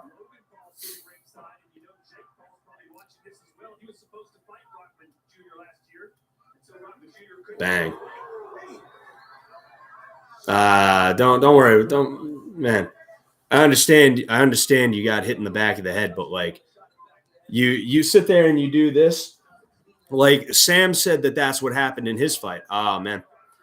I was saying Sam said that's what happened in his fight. Fucking Thompson looked to the ref and was like, hey, back of the head.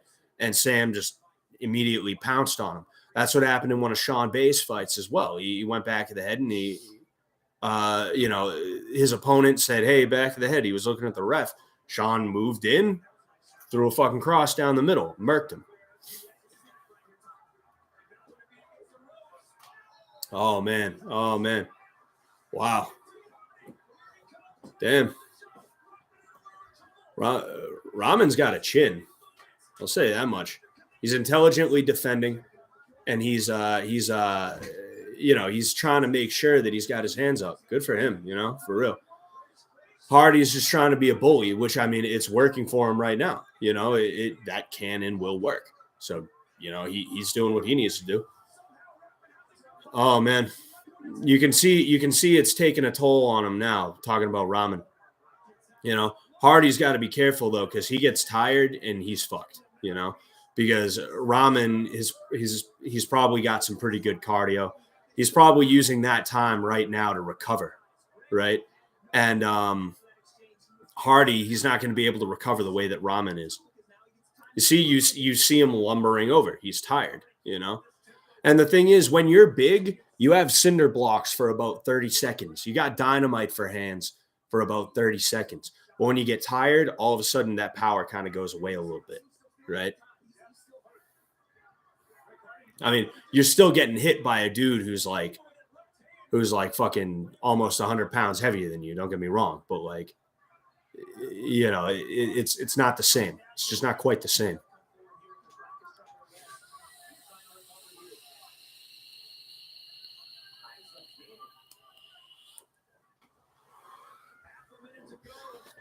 Jeez, we've been streaming for 2 hours. I've never had a stream like this before. As an MMA instructor, do you assume or know sometimes whether someone is really going to stick out in training? Oh, man, I missed it. Oh, man. All right, well, I'll answer the question while they're doing this. Let's see. I'll answer that question at the end of this. All right, there's 10 seconds. Of course, the second I'm like, hey, let's answer a question. You got to go for it, dude. You can't fucking back into the ropes again. He should have went all out. He should have went all out and fucking went for it. You got 10 seconds until you got a 1 minute break. Like, go for it, bro. It's already a 10-8 round, right? But yeah, as an MMA instructor, do you assume or know sometimes whether or not someone is going to really stick out in training? No, I mean, just looking straight at someone, I have no idea. But when I end up seeing them, how they move, how they pick up what I'm telling them to do, right? I'll know if they're going to be really good, right? But it's not like I see them, I shake their hand, and I'm like, this is the next UFC champion. It's not that, Sometimes though, like if somebody tells me they're a gymnast, right? That will be a sign that they might actually be really fucking good. The best student that I ever had, right? It was the girlfriend of one of my current students, right? They broke up. She's not coming anymore, which sucks, but, the best student that I've ever had on a technical level, right, was this girl who was a gymnast, and she had to stop, from my understanding, because injuries from being a gymnast. And everything you told her to do, she did the first time. It was literally throw a punch like this. That's it. You could just say, hey, throw your punch like that. Show it one time. She did it exactly the way that you showed her to do it and told her to do it one time. It was insane. I have never seen that. I've seen people who take to it very well, right? Most of the kids that I've taught have taken to it very well, right? But like with her, it was like insane, And I wish she was still training. And even if she's not training with me, even if she's not training at my gym, I hope that she does get back into it at some point, anywhere. So like I don't care where. Because when you're able to do that, you're predisposed to being very, very good, Oh, man, that was thunderous. They probably could have called that a knockdown, though, because he was stumbling backwards and he was caught by the ropes. If my eyes didn't deceive me, I was answering that question and then this ended up happening, which, of course, I'm not actually paying the fuck attention to the fight, Somebody asked another question. I'll get to that. What are my thoughts on, this fight? I'll talk about this fight right now. I'll talk about Brandon's fight in a second. My thoughts on this fight are it's entertaining. I think that Hardy really doesn't respect Rahman's power, but it's going to add up, right? If Rahman can just weather the storm for a little bit longer, I have a feeling that he could probably make something happen, right? That being said, Hardy's power is just a little bit too much for him, you know?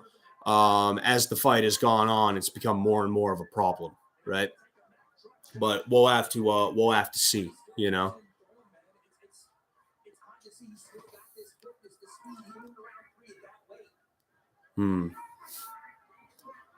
Oh man.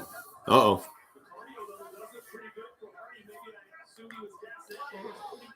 Nah, Hardy's definitely gassed, but he's just not at that level yet, you know? I think the next round will really be the decider.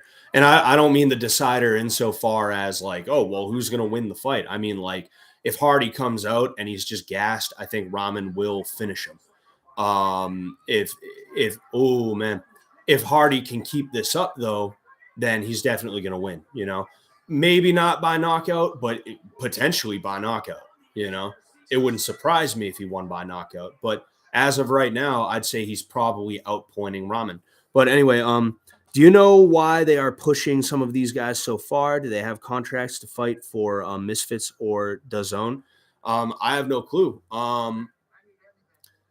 See, here's the thing, right? In some cases, you have dudes that are pushed, right? And this happens in like the UFC, for instance, right? It happens in the UFC. It also happens in boxing. Don't get me wrong. But in boxing, it more comes down to who you have as a manager and what kind of connections they have. This is why Sugar Ray Leonard was the superstar that he was, while Marvin Hagler, who in my opinion was the better all-around fighter, one of easily the most criminally underrated boxers of all time, not just middleweight boxer of that era, one of the most underrated boxers completely of any and all time periods, right? You had Sugar Ray Leonard, who was kind of the golden boy, very marketable dude. He was not Golden Gloves. He was an Olympian, if I remember correctly. And then you have Marvin Hagler, who tough, scrappy dude from a working class city in Massachusetts, Brockton, Massachusetts, isn't buddies with the right people, isn't getting pushed by the right people. He had to fight and claw from the bottom all the way up to the top, right? And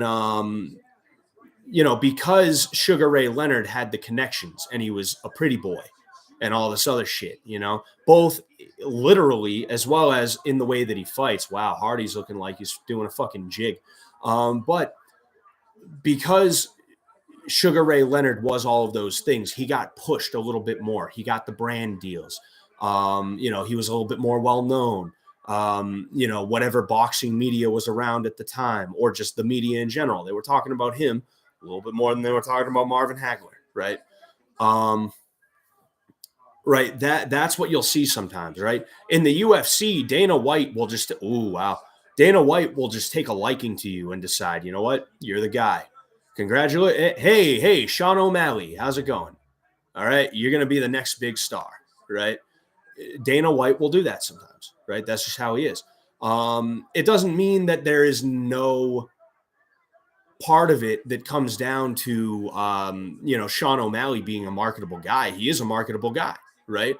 But there is also a degree of it where it's Dana White purposefully making sure that he shines a light on these guys, right?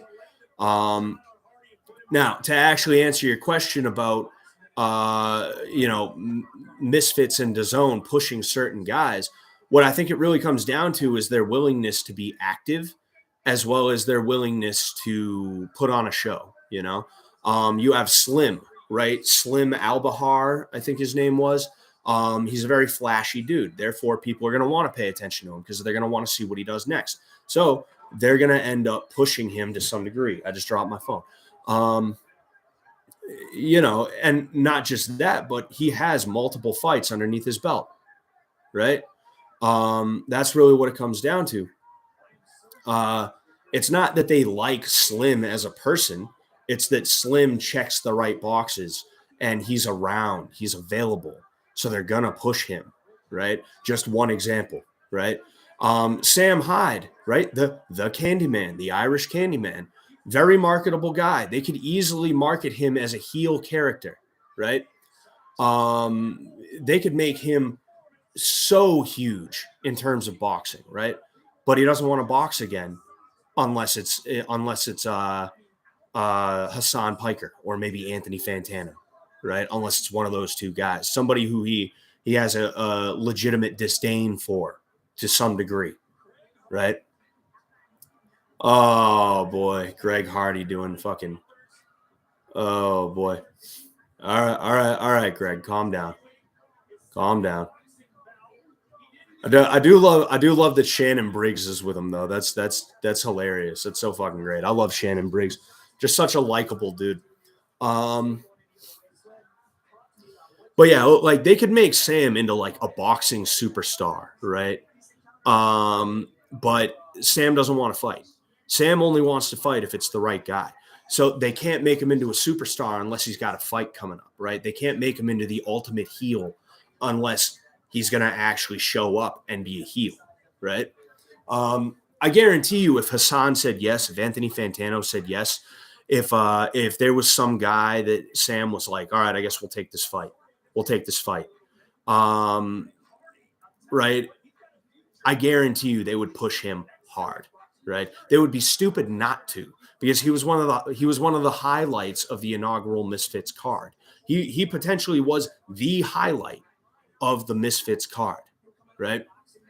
And just the general unhinged fucking heel type attitude was insane. I mean, he said suck a dick with AIDS on the tip. Holy shit. I still can't believe he said that shit. Wow. Hassan not taking the fight is just so shallow. Oh yeah. You know, it's like I said, he picking on the smallest victim gives him heart to kill, right? He's fucking Gargamel, you know, going after the Smurfs, you know, fucking like if Sam was 5'9" and if he was a wimp, if he didn't look like a prison enforcer, right? And if he wasn't openly training in boxing, I guarantee you Hassan would be like, yeah, I'm gonna beat you up. I'm gonna punch you. I'm gonna give you a knuckle sandwich. I guarantee you that would be fucking Hassan in his punk ass. I guarantee you. This dude's being fucking annoying. I don't like having to be a mod and shit like that, but like, you know, this guy's being fucking annoying. Sam being on TV again is so great to see. Yeah, it was so amazing, you know. Fucking that was so great. Dude, everything Sam does is just so great. Like he's just like it comes down to the intelligence, you know. Like Sam is an incredibly intelligent guy, you know. And if you need any proof of that, just look up him with iDubbbz in the interview, right? Look up him and that famous thing with fucking Blockhead, you know, Joe Bernstein. Like he has a way of being able to turn the interview around on you. And all of a sudden, he's not answering your questions. You're answering his questions. And you don't even realize what's going on. And even if you do realize what's going on, you're not smart enough to turn it back around so that it's facing the right way again. You're not able to turn the gun back around so it's facing the other guy anymore, right? You don't know how to. You're too dumb for that, right? And even if you did manage somehow to spray and pray your way into fucking having the gun facing the right way again, right? He's just going to do it all over again, and you're going to have to find a new way, right? It's insane the amount of cunning that it takes to do that, right? It really is, you know. And that's kind of what got me interested in Sam, right? I was late to the game figuring out about Sam Hyde. You know, I didn't know about MDE till like 2017, 2018, right? Post World Peace, right? And like like when I listened to the Joe Bernstein interview, right? Like it was just like, whoa, holy shit, we fucking got something here. Like this is not your everyday dude, you know? Fucking not to sit here and stand for a grown fucking man like that, not to be weird about it. We're just talking about like comedic genius, frankly, Um From your instructing experience, do you think you can accurately feel out certain people's drive to fighting when you talk to them? Oh yeah, 100%. Who's who right away, you know. When somebody walks into your gym and within 5 minutes, they're like, "Yeah, I want to be a fighter." Bro, I want to be a fighter, bro. Like, yo, like dude, like you see Conor McGregor? Bro, like I could beat that guy. Like, trust me, bro. And sometimes what'll happen, right, is these people will come in and they'll have something to ask of you immediately, right? It won't even just be, hey, how much, hey, bro, how much does it cost to come here, bro? Oh, $100 a month. All right, here you go. I want to be a fighter. Here's your I don't got any cash around. Here's your $100, bro. I want to be a fighter. Can I be a fighter? It's always like, hey, like, how much does it cost to come here? Oh, $100? Yo, bro, I don't got that. But like, bro, I swear, bro, I could be like the next Conor McGregor, bro. Have you heard of Conor McGregor? Dude, I'll make him look like a bitch, bro. I swear, bro. Like, could I just like come here for free? Can I just like can I mop the mats or something, bro? And like you give me a free membership, bro? Like there's that's what'll happen a lot of the time with those people. Even if they don't do that, even if they're smart enough to not make a fucking fool of themselves in that way, right? There's certain other aspects of it, right? Like you just see from somebody's work ethic, you see from their drive. Are they complaining about whatever they have to do? Do they seem kind of like apprehensive to do what you're asking them to do? Are they sitting there and are they like trying to argue with you? And I don't mean straight up like, bro, that's not going to work, bro. What the fuck? But like, every time you say, oh, hey, when you're doing that armbar, you got to make sure to pinch your knees together. That's going to make it a lot tighter and it's going to make it harder for him to get out, right? Are they going to be like, oh, yeah, well, I mean, I have a hard time pinching my knees together and, it's just kind of difficult for me. So, I really don't like to pinch my knees together that much when I do an armbar. Oh, hey, dude, you got to keep your hands up and you got to keep your vape in your hand as well. And they go, oh, bro, dude, like, I kind of have a hard time keeping my hands up. The shoulders get tired. I just like to keep my hands down here. I like to keep my hands down here, and I like to punch like this with my fingers extended, bro. That's just what I like to do. It's just something I enjoy. Like if they start talking like that, I'm immediately just like, oh, this guy's a fucking idiot. I don't even want to teach this guy now. I'm going to because that's my job, you know. But like this guy's an idiot and he's going to be here for a week, maybe two, maybe three. And then we're never going to see him again. And I'm going to forget he even existed. And then in 2 years he's going to pop back in and he's going to be like, "Oh yeah, bro, like dude, like I wanted to train, I wanted to fight, but like bro, like I pulled my dick. My dick, it fucking came off, bro. I pulled my dick and it came off, and fucking you know, I had to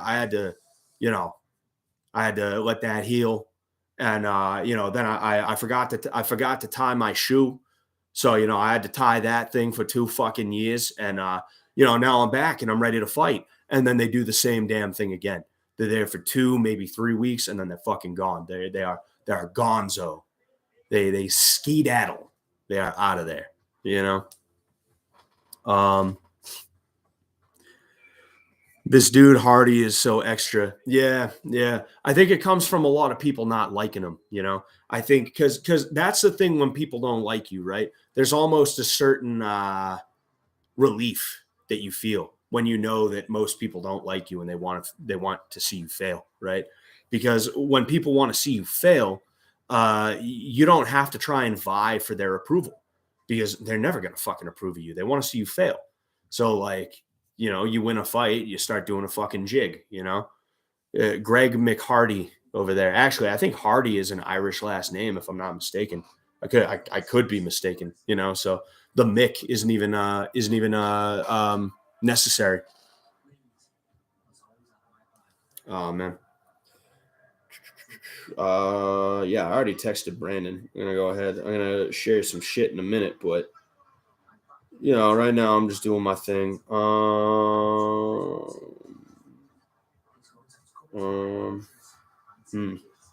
right, well, there we go. Geez, this is the longest I've ever streamed. Like I've had channels in the past, right? And I've done streams, and I've done like a 1 hour stream tops. So to have been streaming for 2 hours and 20 minutes, you know what I'm gonna do? I'm gonna stand up real quick.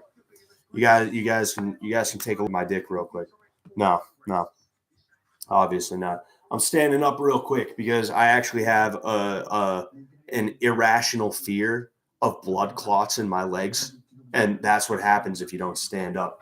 So I'm gonna go ahead, shake them out. I'm gonna shake my dick real quick. This is imagine, right? This is a POV. I'm standing over your bed. POV. You wake up and I'm standing over your bed watching you sleep. All right, that's enough of that. Oh man, all right.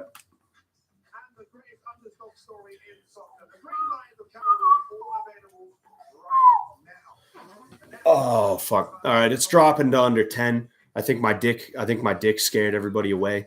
I'll give it another minute, and then I'll probably get out of here. To be honest with you, because like it's been fluctuating. There's been people jumping in and out the whole time. Like I'd go from like 12 to like 20 to like 18 to 25. Peace out, Vic. If you haven't subscribed, feel free to sub. There's 2 fights left. I'm not really concerned with getting all of them. I really just wanted to make sure I got Brandon's.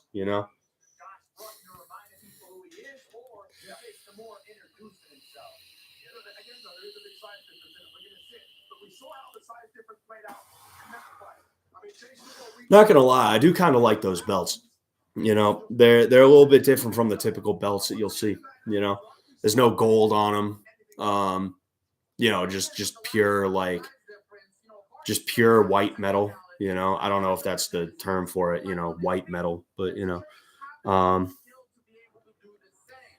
Thank you, Default. I really appreciate that.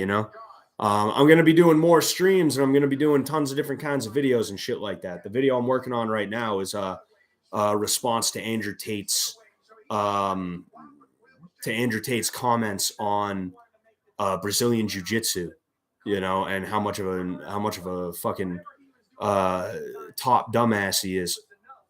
No, I don't have any beef with Andrew Tate. I really don't know anything about the guy.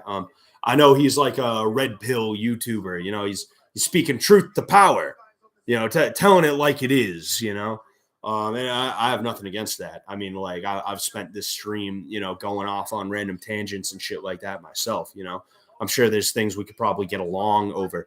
But his comments on Brazilian Jiu-Jitsu is like so dumb. Did they announce who KSI is fighting? I'm not sure.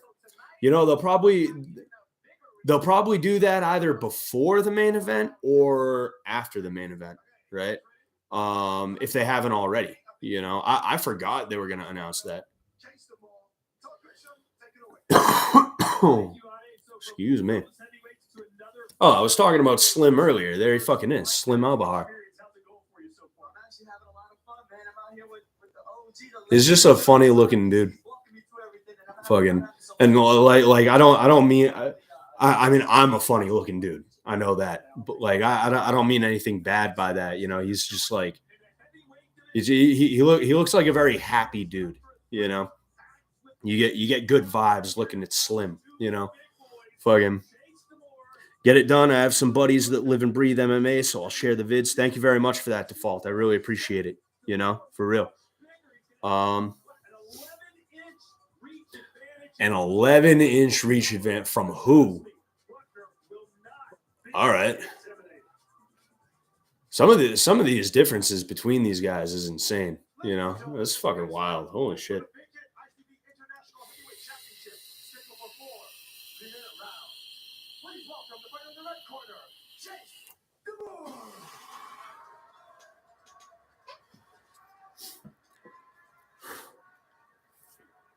I would love to do influencer boxing, get one of those belts, and just immediately start smashing it in the fucking ring. They put it around my waist and I take it off, and I just take it by one end of the belt and I just repeatedly too, right? Like as if I'm like Patrick Bateman in the axe murder scene. I would love to just immediately start doing that. This guy's titties hanging out. He's probably shilling his OnlyFans. Brandon already dropped a video. Really? A video of what? Fucking what? The video he dropped earlier today? Or did he drop another video? Basically, like excited that he won. There we go. Oh, hey, there's my own. There's my own stream on my fucking feed. That's nice. Brandon Buckingham. No, he didn't drop a new video unless you're talking about. I haven't been on Instagram for a minute, so maybe you're talking about. Dude, Brandon's shadow banned on Brandon's shadow banned on Instagram. I have to type in his exact handle or else I don't get him. And this is a dude with 51,000 fucking followers. Yeah, no, he hasn't posted anything unless the video you were talking about was the video that he was unless the video you were talking about was the video that he dropped earlier today, in which case, yeah, I was in that video, you know. Fucking. When does Ice Poseidon fight? Ice Poseidon fought like an hour ago. You know, he got the break speed off him, you know. Really though, that was a good fight. You know, it wasn't long, but you know, there were moments. There were moments where I was like, oh fuck, Ice Poseidon might actually, you know, have a bigger claim to this than I thought. Oh fuck. Oh man, you know. If Brandon lost, I would have taken responsibility right away as well, because like, you know, really like there are things that I'm sure that I could have done that I just didn't for one reason or another. I'd have to think, you know. But you know, like it's you know, as a coach, one of the things that I'm learning is that like you're never gonna feel like you put your fighter through enough, right? You're never gonna feel like you did enough, right? And that's how I feel before my fights, right? I always ask myself, what if I did one more sprint? What if I did one more round of sparring? What if I did one more? What if I did one more bloodletting ritual? Right? What if I smoked one more cigarette? Right? That's what you're going to be thinking about, right? And that feeling doesn't go away when you're not the one fighting and it's a buddy of yours or like somebody that you train or something like that, you know. W. Scott, thank you, sir. These are pretty good fights so far. Yeah, I agree. You know, they're entertaining. You know, I'm curious about this one just because of the size difference. You know, this dude's in killer shape, but does he know how to box?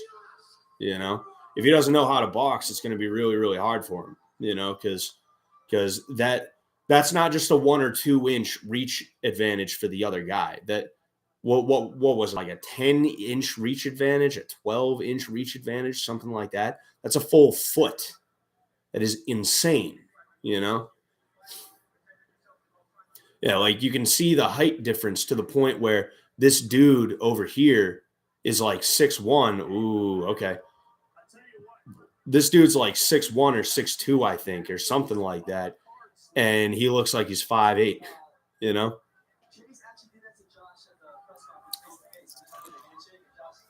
Oh man, I need more e-juice. I need my fix.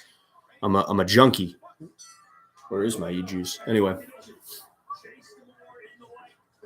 Oh, okay. All right. So that was athletic. Good for him. He is athletic. You know, I think this dude knows how to box. The other guy, not so much. He should be using his jab to keep him outside, but he's not making that reach advantage actually work for him. You know, which is insane. You know, all he's got to do is just that. That's it, and the fight's his.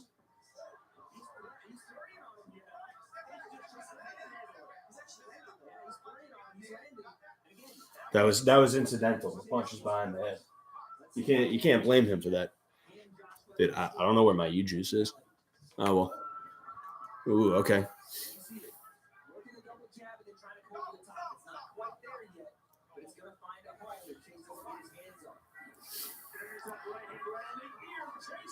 Wow. All right. This is really strange. This is the tall dude. Fucking Demore is his name. Dude, I was joking earlier about like throwing punches like that. This dude is literally throwing punches like that. Demore, you know. I think his name is Chase Demore. He throwing them like a baseball. That is hilarious. Like I don't like talking down about these dudes, right? They're getting in there, they're fighting, right? But it's and like this is not a moral judgment of him. I'm not trying to be like, oh, this fucking idiot. It's just like, wow, like, did you train the proper form? Did your trainer make sure that you were training the proper form? It almost doesn't look that way, you know? Because I don't think I've seen one jab. I don't think I've seen a straight punch this entire time. Ooh, that was a hard punch.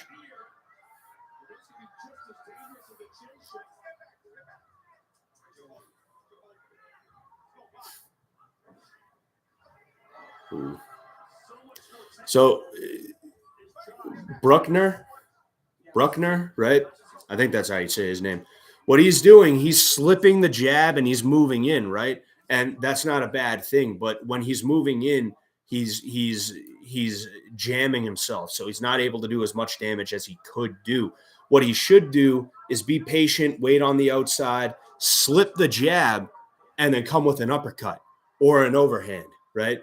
An uppercut might be a little bit better because the way that this dude's moving in, right, when he throws, it might be a little bit better to come with an uppercut.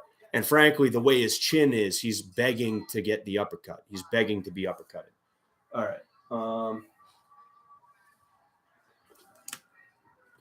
Sorry about that.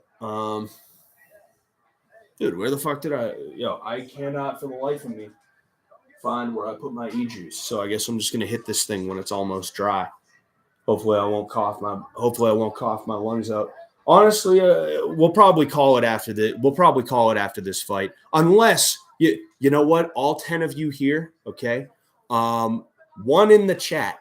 All right, we're going to do the Twitch thing. One in the chat if you want me to keep this up till Deen the Great comes out, right? The main event. Because I'm pretty sure it's this fight and then the main event, right? So go ahead, put a 1 in the chat if you want that. If I see 2s or if I see absolutely nothing, then I'll just assume that it's a no or just that you don't care, you know?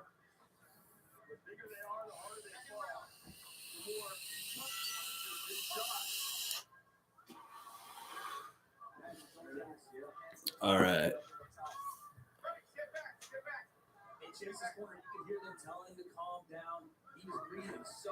See now he's throwing punches from the outside that he doesn't have any business throwing. Talking about Bruckner, you see that was good. That jab to the body. Oh, nice. He worked his way in with the 1-2 and he caught him with the 3. You know, if that landed a little bit more flush, he probably would have ended up. What's it called? He probably would have ended up knocking him out. 2 out of 10 weak. Yeah, well, that's how it goes sometimes. I don't know. We'll see how I feel. We'll see how long this one goes for. We'll see how I feel. You know, it is what it is.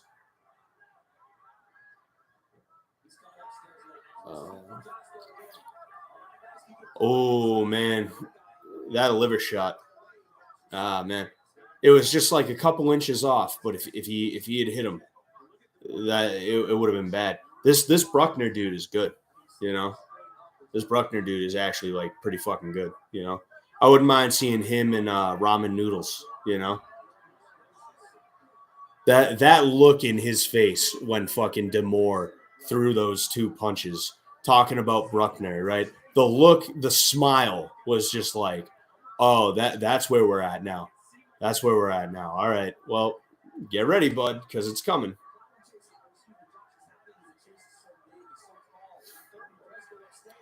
Yeah. Demore is either tired or scared or both. He's probably both, honestly. He kind of looks like he's tired.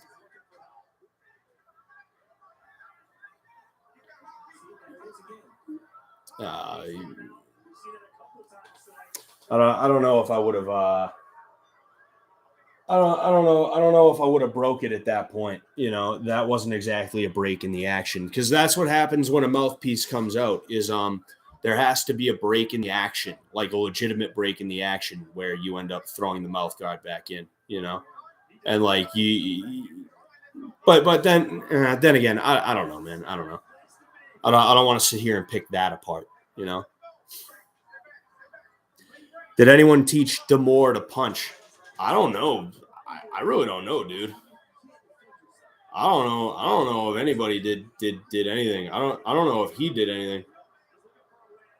Yeah. Oh yeah. I was just about to say what the fucking what's his face the announcer said. Dude's looking for a way out now. Yeah. The ref. Yeah. The ref wasn't having any of that.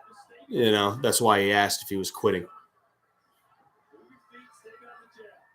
Oh man, this is bad. Oh man.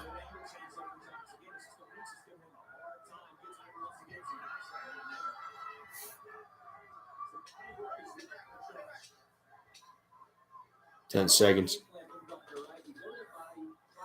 Where can I find the fight? If you go on DAZN, the DAZN app, you know, if you go on the DAZN app, this is a free card. Okay. Sorry if I'm losing a little bit of steam here. By the way, I'm just fucking. For one thing, I'm still looking for my e-juice. I have no fucking clue where I put that shit. That's the story of my life. I fucking pick something up. I put it down. I'm like, I ain't gonna lose this. It's perfectly safe right here. And then I'm like, fuck, where'd I put my phone? Son of a bitch. I do like streaming though. It's just I've never streamed for this long. And like I'm looking forward to trying to get everything set up with my computer so that I can use Streamlabs, because this laptop is not very good, right? And I've tried to use OBS Streamlabs on it. I used to be able to do it no problem, but I can't anymore. I'm just unable to, you know. And is he quitting on the stool? He quit on the stool. Yeah. Yeah, that's probably the smart choice. I don't know if he quit or if his trainer was like, nah, we can't, you know, we're not doing that, you know. Fucking somebody had the common sense to stop that though, which is a good thing. Dude, I legit. Oh, found it.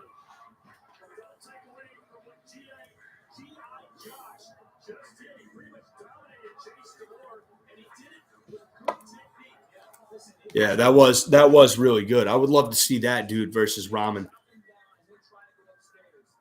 Fucking that'd be a really good fight. That'd be a really good technical fight. All right, I think we got one more fight after this.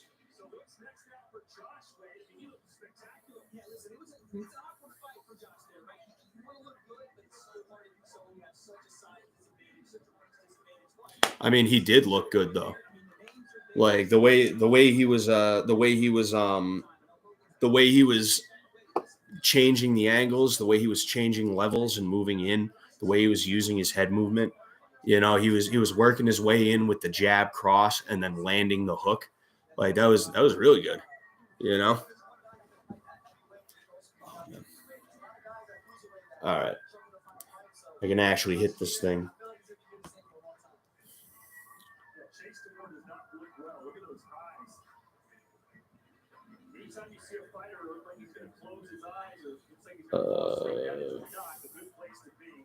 I don't want to get too deep. I don't want to get too deeply invested in Instagram because, oh, excuse me, because you guys are chilling here. I'm gonna go ahead. I'm gonna make a post after this next fight. I did send that, right? Hold on.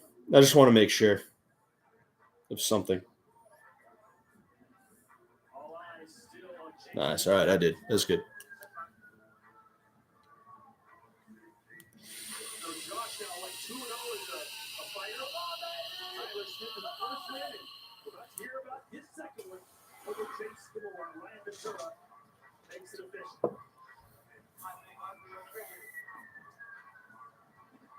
Ladies and gentlemen, referee let's call for a stoppage at 3 minutes of the second round.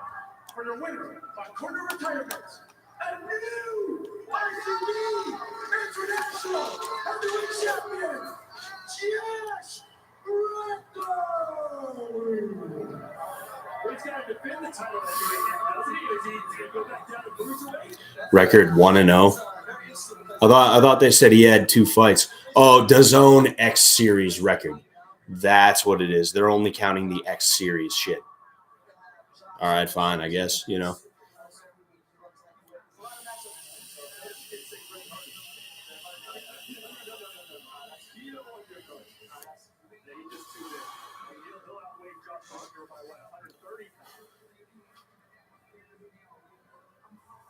All right, hurry it up. I'm tired of waiting for these fucking guys.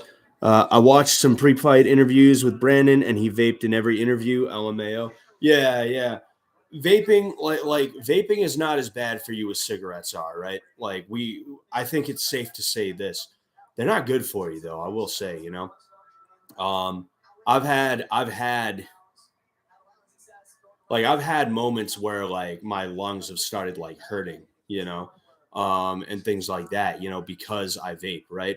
And the thing is, like, I vape because I used to smoke cigarettes. I was really stupid years ago. I'm gonna be honest with you. I became addicted to cigarettes because instead of just living the fight life, I wanted to live the fight and the party life, which was really a dumb thing, because especially now, like, I don't party anymore. I don't smoke weed. I don't drink.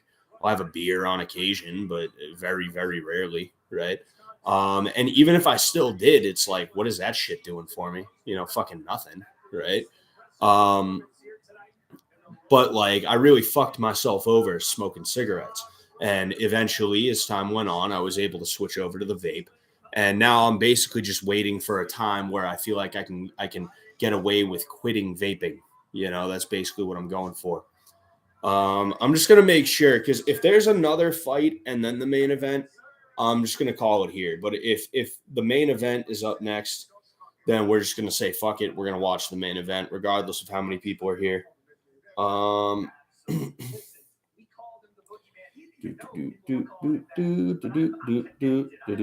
Yep, main event's up next. We got Deen the Great. So you know what? We'll stick around for that fight. All right. And then we'll I'll do my thing. If everybody just gets the fuck out of here, then all right, whatever. I guess I'll just sit here on stream by myself. IG nicotine pouches is a good option to stop smoking. Yeah. When you say pouches, do you mean patches? Belt on the line for main event too? Yes, there is a belt on the line for the main event.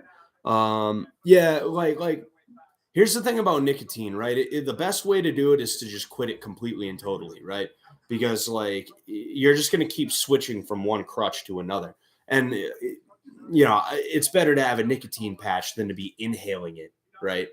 But like I'm at a point where it's like I'm not going to quit until I quit, and when I quit, it's going to be completely and fucking totally. I'm not going to have nicotine, fucking. So I don't know. Maybe I'll have to buy like some tomatoes or some. Excuse me, geez. Maybe I'll have to buy some tomatoes or some fucking eggplants or something just buy like a truckload of eggplants because those have nicotine in them. Just kind of hold myself over, You just see me walking around fucking gnawing on a fucking raw eggplant, just to get a nicotine fix to try and make sure that I don't vape, just weaning myself off.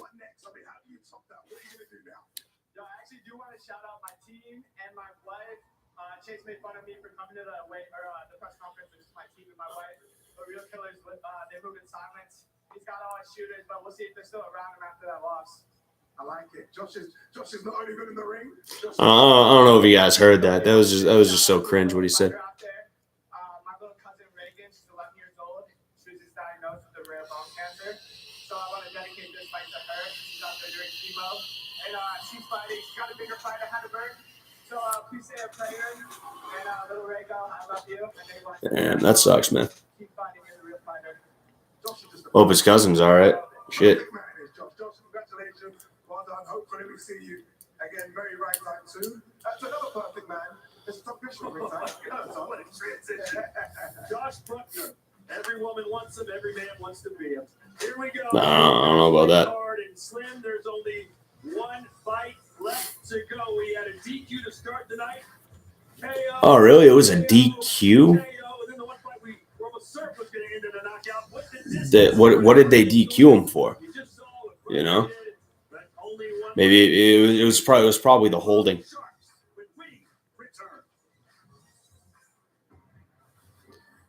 Yeah. The main event, there's a belt on the line because Dean the Great won a belt at Misfits. X Series, XXX Series 001. And what was I gonna say? Oh yeah, so like this is his first title defense.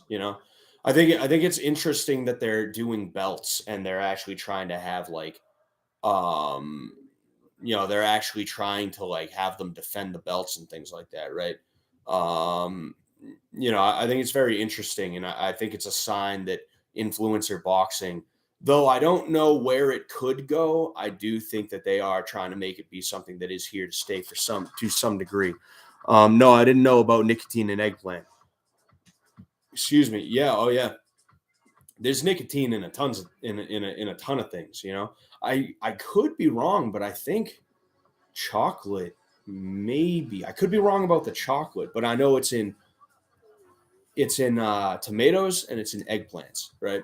And the reason why is because the nicotine is supposed to be a defense mechanism. Nicotine is poisonous, if ingested in large quantities, right? The nicotine is to basically keep bugs away, right? If bugs eat too much tomato or too much eggplant, they'll end up keeling over and dying, right? But of course, us humans, we're just a smidge bigger than bugs, right? So it would take a lot more to kill a human, at least with nicotine. Oh, we got this dude who's not even fucking actually speaking. I think it's about to get all in the building. There's only one man I want to speak to right now, and that's Wade, because Wade is in the ring with a very, very special guest. Who, KSI? Yeah, KSI is announcing who he's going to fight. That is right. I am here with the man himself, KSI. Wade. It's been a crazy night of fights. It's been so wild. Oh, Wade. Incredible, bro. From the start to now, unbelievable fights. Bro, give me your favorites. Misfits. Bro, the Greg Hardy fight with Hassim Rahman. Bro, Hassim, the times that he took on Greg, bro, the way he was just moving, slipping, and just fight, bro. It was a tough fight, great fight, unbelievable fight. All right, KSI, tell us who and then get the fuck out of there. Love you to death, man, but I've been sitting here for 3 hours. Number 3. We still got one fight, but just tell me, this card, what does it mean for Misfits? Well, this is huge for Misfits, man. Like, we're trying to go all over the world, from America to Texas, America to Canada to Australia to all over the place. We want to Dude, if they had a show in Boston, I would definitely do something dumb to try and like become Instagram famous. so that I could get on a Boston card. If they had a fight at the Boston Garden, that'd be insane, and I would do whatever I could. Fucking, I'd start an OnlyFans. I'd say, oh, at 1 million subscribers, I'll start an OnlyFans. You know, you guys think that'd work? You guys think that'd work out in my favor? If they come to Canada, I'm there. Oh yeah, I mean, oh, hold on, here it is.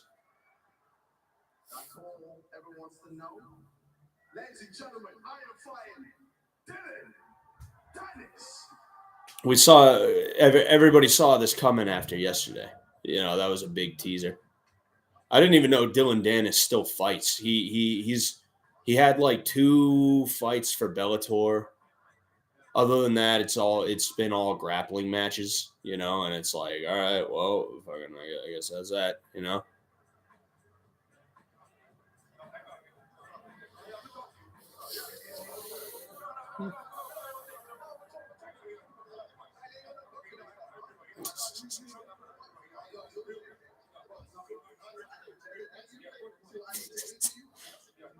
They're gonna kiss. Yo, that was a joke, but it really looked like they were about to kiss. When they did that for a second, I was like, oh, holy shit.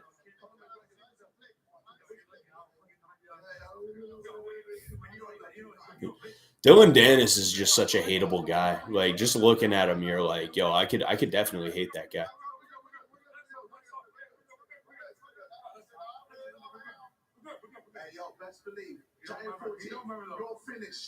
You're finished. I am the Nightman. I am the Nightman. Oh no, he said the Nightmare, I'm pretty sure.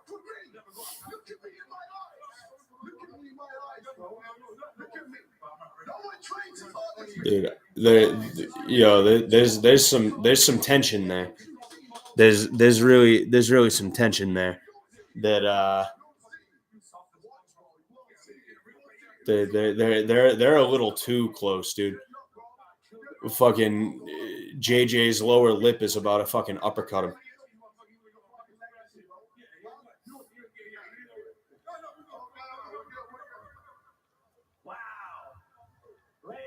Gentlemen, that one is announced right now. Dylan Dennis, KSI. They're still talking a little bit, but yo, all right, guys, just kiss. Just kiss. We know you want to do it. All right. We don't get paid for that one, fellas. You'll get paid on January 14th in the main event of Misfits DAZN Boxing Series X number 4. Did they announce where that's going to be? I don't know if they have yet. You know, yeah, as I see this, I'm looking out for Cali. I'm like, Cali, are you okay? And Cali is okay, but that's what we want. We want Dylan Dennis versus KSI. I mean, let me just tell you now. Dude, Dylan Dennis has been just talking shit and starting shit for so long, and now he's finally got a fucking fight. It's like, I remember when he first... No. It wasn't him who threw trash at Jake Paul. It was Jake Paul who threw trash at him. That was like 2018, 2019. I remember that.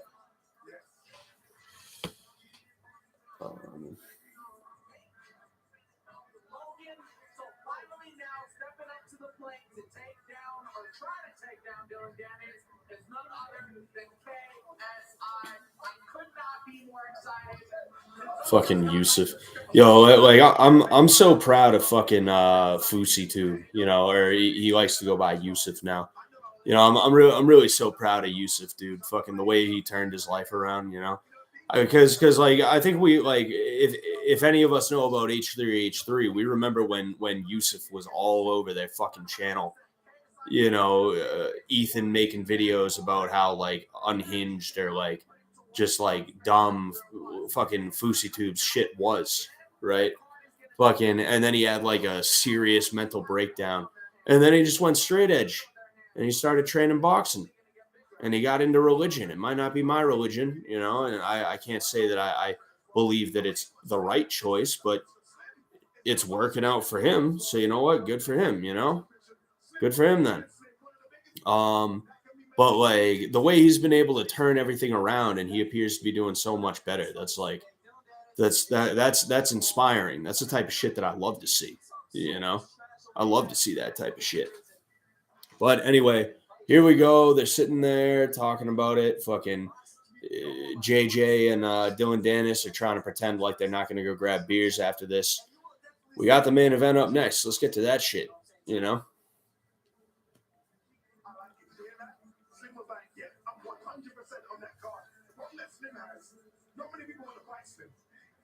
I want to fight Slim. I'll fight Slim. I'm a YouTuber with 300 subscribers. I'll fight him. They'll want me on the card. Fuck him. Honestly, though, like, I really do want to get on one of these if I can, you know? They wouldn't be interested in me because I don't have enough subscribers. But, like, if I could, I would. Because here's the thing, right? Fighting at the regional level, if you debut in MMA, you're lucky if you get 1,000 to win, 1,000 to show, 500 to win, right? You're lucky if you get that.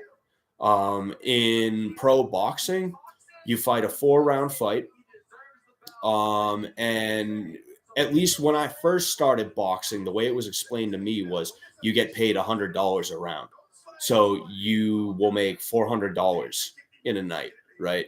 To fight somebody. Right. That's how it was explained to me well over a decade ago. Anyway, I don't know if it's changed now, but you make no money, right? They offered Sam Hyde $50,000 to debut as a professional boxer. Brandon, he told me how much he's making. I'm not gonna divulge that. That's not my business, right? He told me. He didn't tell everybody on this stream, all 9 of you. But the amount of money Brandon's making on this fight is like it would. If I was able to get on these, I could quit my job and just do YouTube and YouTube boxing for as long as that money is still coming in. You know, like I'd fight Salt Poppy, I'd fight Slim, I'd fight Faze Sensei. All right, I'd fight whoever they gave me, dude. You know, for the money that these guys are making for debuting as professional boxers that have never fought amateur for the most part, for one thing, and for another thing, they have like 6 weeks, 8 weeks, 12 weeks. If they're really, really going hard, they'll have like 2 to 3 months of boxing training. It's fucking bonkers, dude. It's insane. You know? Like, that's not something you see. You don't just get that. Right? So, like, you know, like, if I could find a way to get on one of these cards, I'd be on one of these cards in a heartbeat. You know, I'd be on every card. I'd be on every card just making money. Just making money and telling people to subscribe to my fucking channel. Right? I would do it in a heartbeat. Right? But that's the thing, you know, it's not about whether or not you can actually fight. In fact, me knowing how to fight would actually make me, you know, it'd make it harder for people to find me opponents and things like that. Right? So kind of difficult, you know, but hey, that is what it is. Anyway, we got the main event up next. Hopefully they're actually fucking getting to it.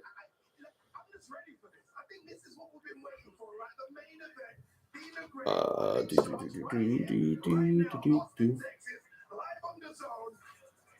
ready? Oh, yeah. Wait, you ready? Please, let's go. I think it's time we send it down to the big man, the great man, the one and only, Mr. Todd Grisham. Thank you, Adi. From the great Grisham to Deen the Great and Wally Sharks, it's time for our main event of the evening from Austin, Texas.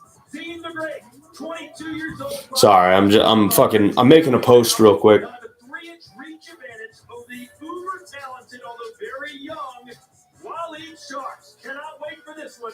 4 rounds. Ah, fuck. Into the ring now, and Ryan Victor.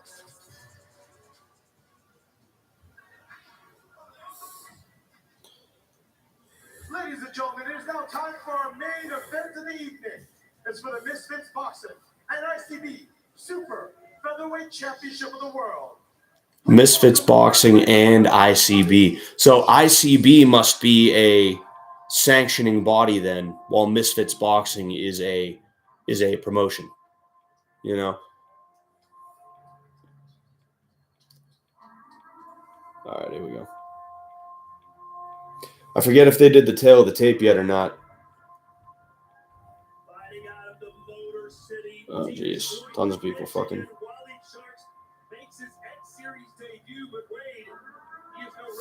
Absolutely not. You want to talk about extensive amateur bouts, 20 plus for my man Waleed Sharks. And here's the thing. You feel the tension in the room. This is what happens when big fights come about.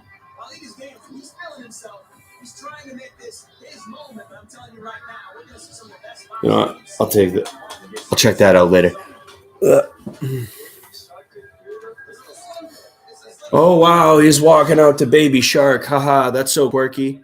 He's in a boxing match and he's walking out to Baby Shark. Haha. Wow, he's so quirky and fun. I want to date him. I want to date that guy. He's so quirky. If he doesn't calm down, I'm gonna have to marry him. That's so fucking dumb. Like don't get me wrong. Like you don't got to walk out to like some dumb shit. You know, like to some shit that's like I've had people who have tried to tell me what song I have to walk out to, right? And that's so fucking annoying. You know, they send me shit and they're like, "Yo, walk out to this song," and it's like something that I would never want to walk out to a fight to, right? I would never want to walk out to a fight to that song. When I'm walking out to a fight, I want something that's going to keep me cool. It's going to keep me calm.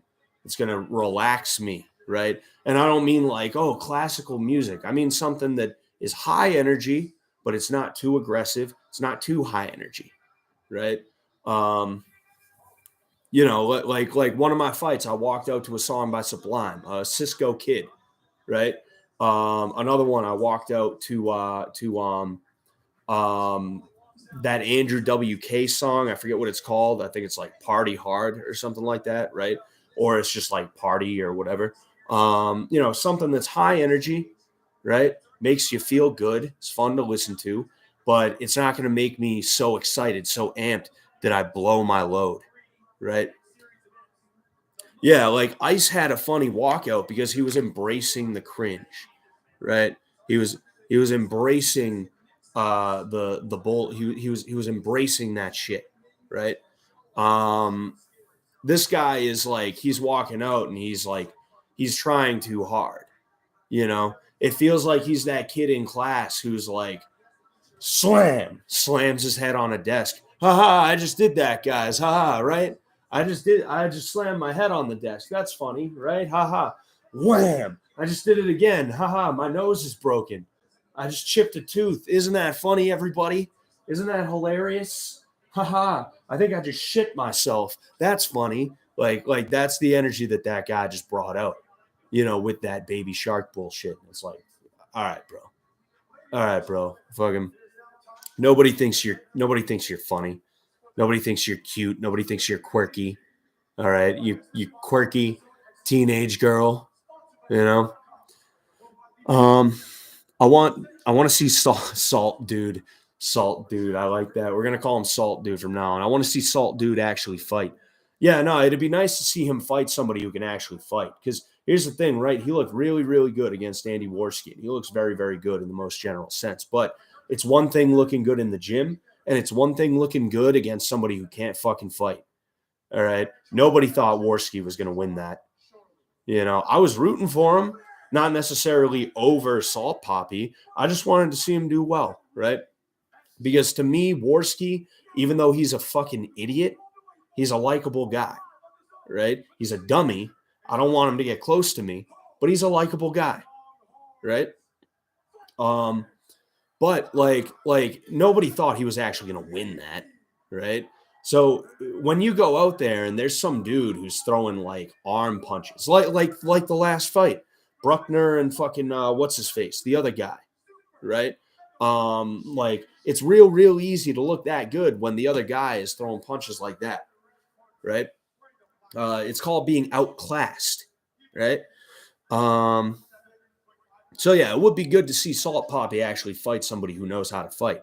I don't think him and Sensei would ever fight. I think Sensei needs either the right amount of money or he needs the right amount of drive, right, to fight again. I think he will fight again. I just don't think it's going to be soon, and I think it's going to take, as I just said, the right opponent or the right amount of money, right?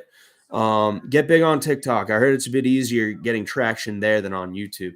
Yeah, I'll do some TikTok dances. You'll see me just doing that to some fucking music, you know? That's what I'll do. What's it called? Yeah, but honestly, maybe I could do TikTok. There's a potential there, I think, right? But it would have to be like what I do on Instagram now, right? Reels and shit like that. So you know what? That might not actually be a bad idea. I might have to seriously consider that. I don't think I'd tell anybody that I'm on TikTok. I don't think you'd see me posting on my Instagram that I'm on TikTok. I'd probably be a little bit too ashamed of myself. I'd be a little bit too ashamed of myself to let people know that I'm on TikTok. But I don't know. Maybe I jump on TikTok. There's a lot of gym content creators that blew up from TikTok by posting on there. I don't know. Maybe I'll have to give that a try then. For real. All right, here we go.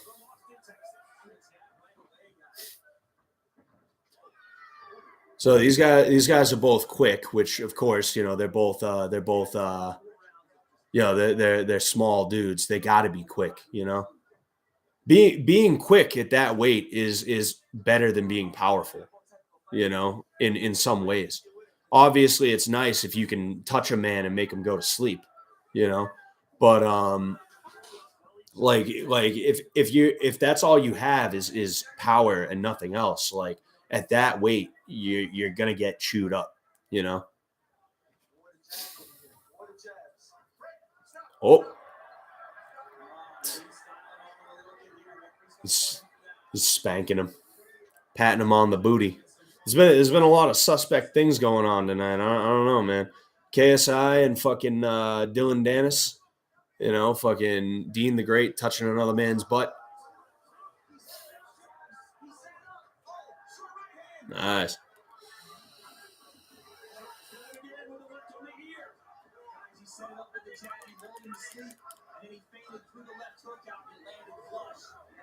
Deen the Great's really good at counterattacking. He's really good at setting up the fucking. He's really good at baiting you in. You know, that's what he did the last time with the other dude. I forget. I forget the other guy that he fought. What his name was. Ooh, nice. Oh, we almost had a double leg takedown there.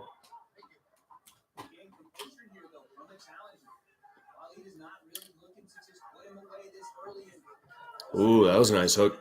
I think it didn't quite hit flush, but it was still a nice hook.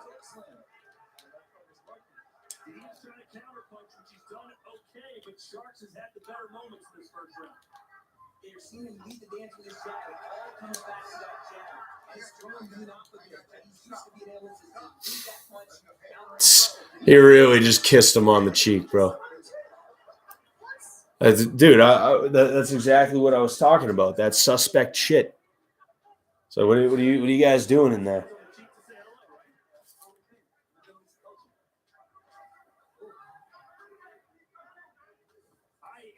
Ooh, nice.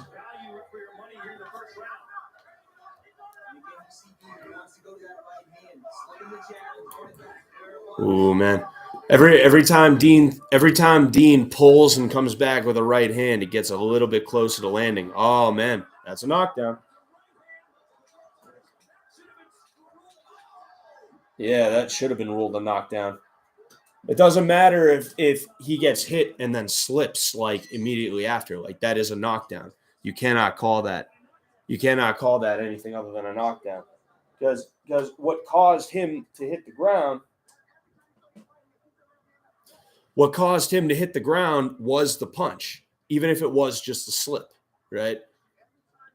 It's one thing if a dude throws a punch and it like hits a dude in the spine and then he like falls over, you know?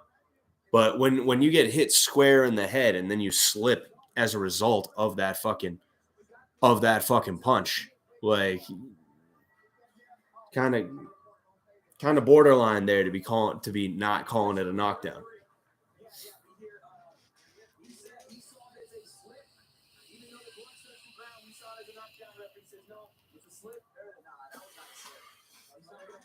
Yeah, no, that's just a straight up knockdown. You know? Yeah, that doesn't fucking matter. All right. Well, my bad. Yeah, that was a really good round. I like that, you know? See, this is the shit you need with influencer boxing, right? Is you need a couple of dudes that actually know how to fight going in there with each other. You can't have it all be all right. You can't have it all be like mismatches and shit like that, right? You need a couple who actually do know how to fight going at each other, you know? And like it's got to be high energy like this one, you know? These guys are really going at it. You can really tell there is some semblance of fucking hatred. This dude's just shooting in for the blast double every time.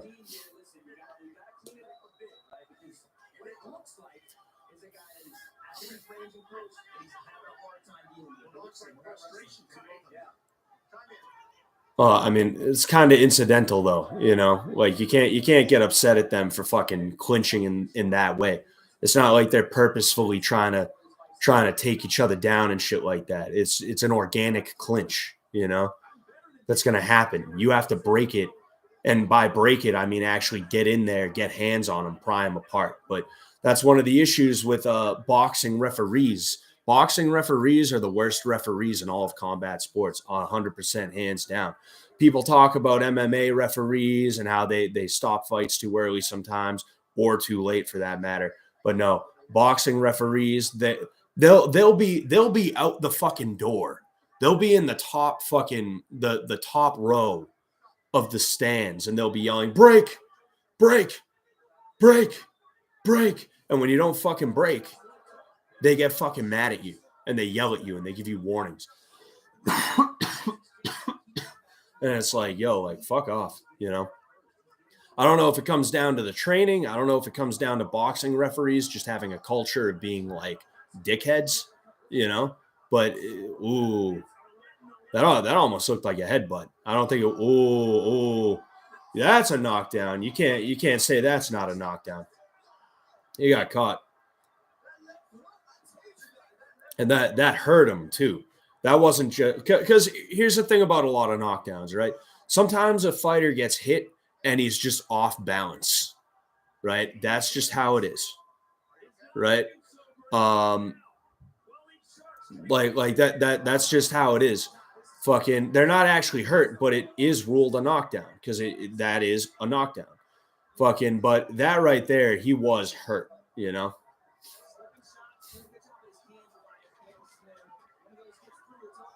Oh man, he's got to keep his hands up. You know, he's getting out countered, right? Oh man, again. I don't know if there's a 3 knockdown rule. If there's a 3 knockdown rule if there's a 3, oh man. I was gonna say sometimes there's a 3 knockdown rule in effect, right? Sometimes you end up in a situation where like if you get knocked down 3 times in one round, they call it quits. You know, you're declared the loser. You know, I don't know if that's in effect here, but at this point, it doesn't matter. You know.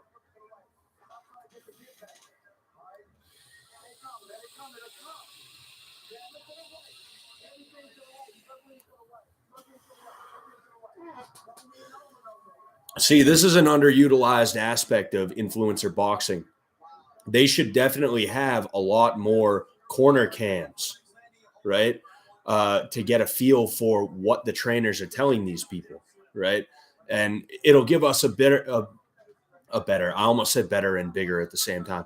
It'll give us a better insight as to what is going on in the minds of these people, as well as what they're being told to do, so that we can see if they're actually doing it, if they're actually doing what they're told.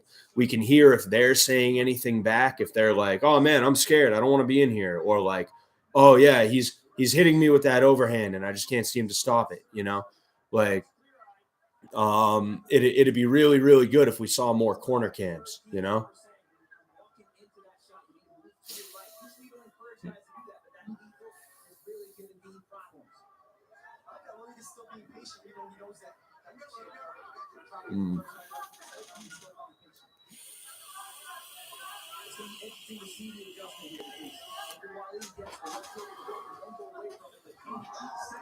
Oh.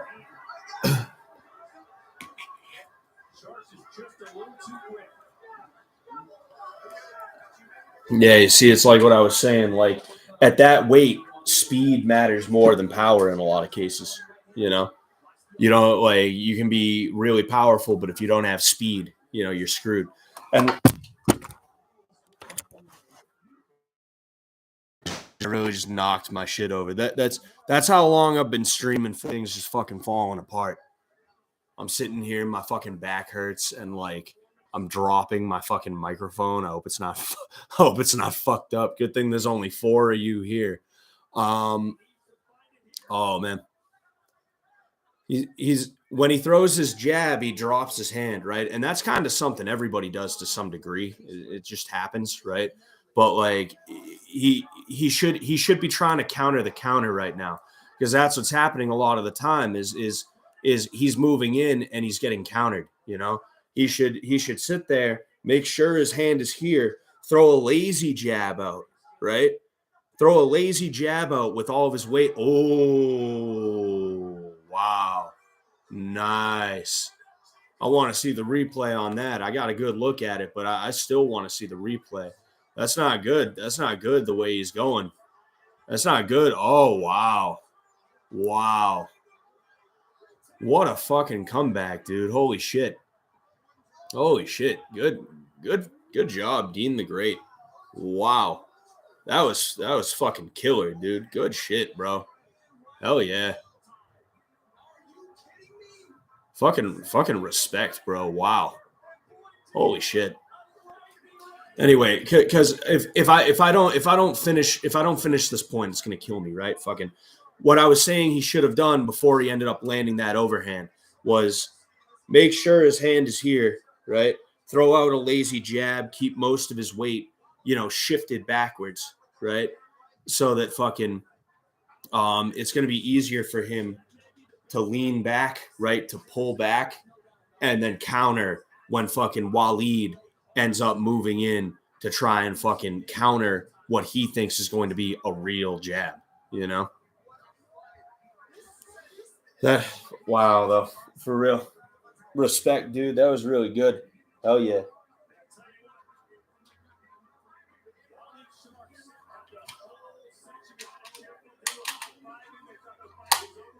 Man, good for this is I ain't got nothing to say. Just good for him. I mean, Waleed is mad. He's trying to argue with the ref, and like that's always a bad idea. Trying to argue with the ref, there's really no point. Like they're not just gonna be like, oops, oh man, I guess I did get it wrong, bro. I guess I better fucking. I guess I don't know. I guess all right, everybody, clear out. We're gonna pick it back up. We're gonna do a do over. Fucking like there's no point to arguing with the referee in a situation like that, right? But fuck, what was I gonna say? Oh yeah, like he got knocked down. You could see it was more than just him being off balance. He was really hurt by it, right?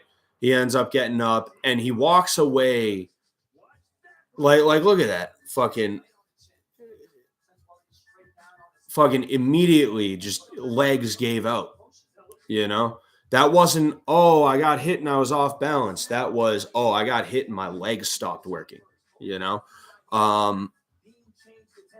But yeah, like bang. Fucking perfectly timed. Amazing. Fucking stupendous. But Like he gets up and he starts walking away and he walks over to the corner. Like look at him. Look at the look in his face. Look at the way that he's moving. Like you got to get right back up and you got to fucking get your hands up and like let the ref know, like, yo, like I am ready to go. Yeah, he got me, but I'm good to go. I'm fine. If you don't do that, you're lucky if the ref is like, hey, you all right? You ready to go? You ready to go? Because they don't have to do that. They can just be like, nah, I don't think this guy's good. Wave it off, right? Enjoy your commentary, refreshingly sober compared to some of the other stuff I see. Thank you, man. I appreciate that. I try to be as down to earth as I can, fucking because like, I feel weird if I'm like too out there, too wacky, too fucking crazy, shit like that, right? It feels awkward. I'm not good with sensationalism, no idea where he was exactly.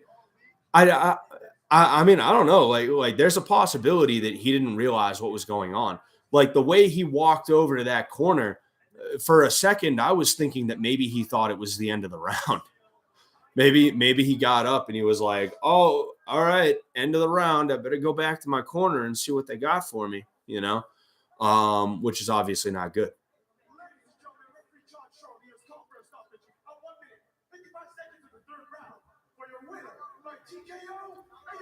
I want a rematch. Oh man. See, that's not a good look, That's not a good look. You don't tell him you want a rematch. You tell the press that you want a rematch, Like that's a losing thing to look at the dude who just beat you and say, "I want a rematch." You don't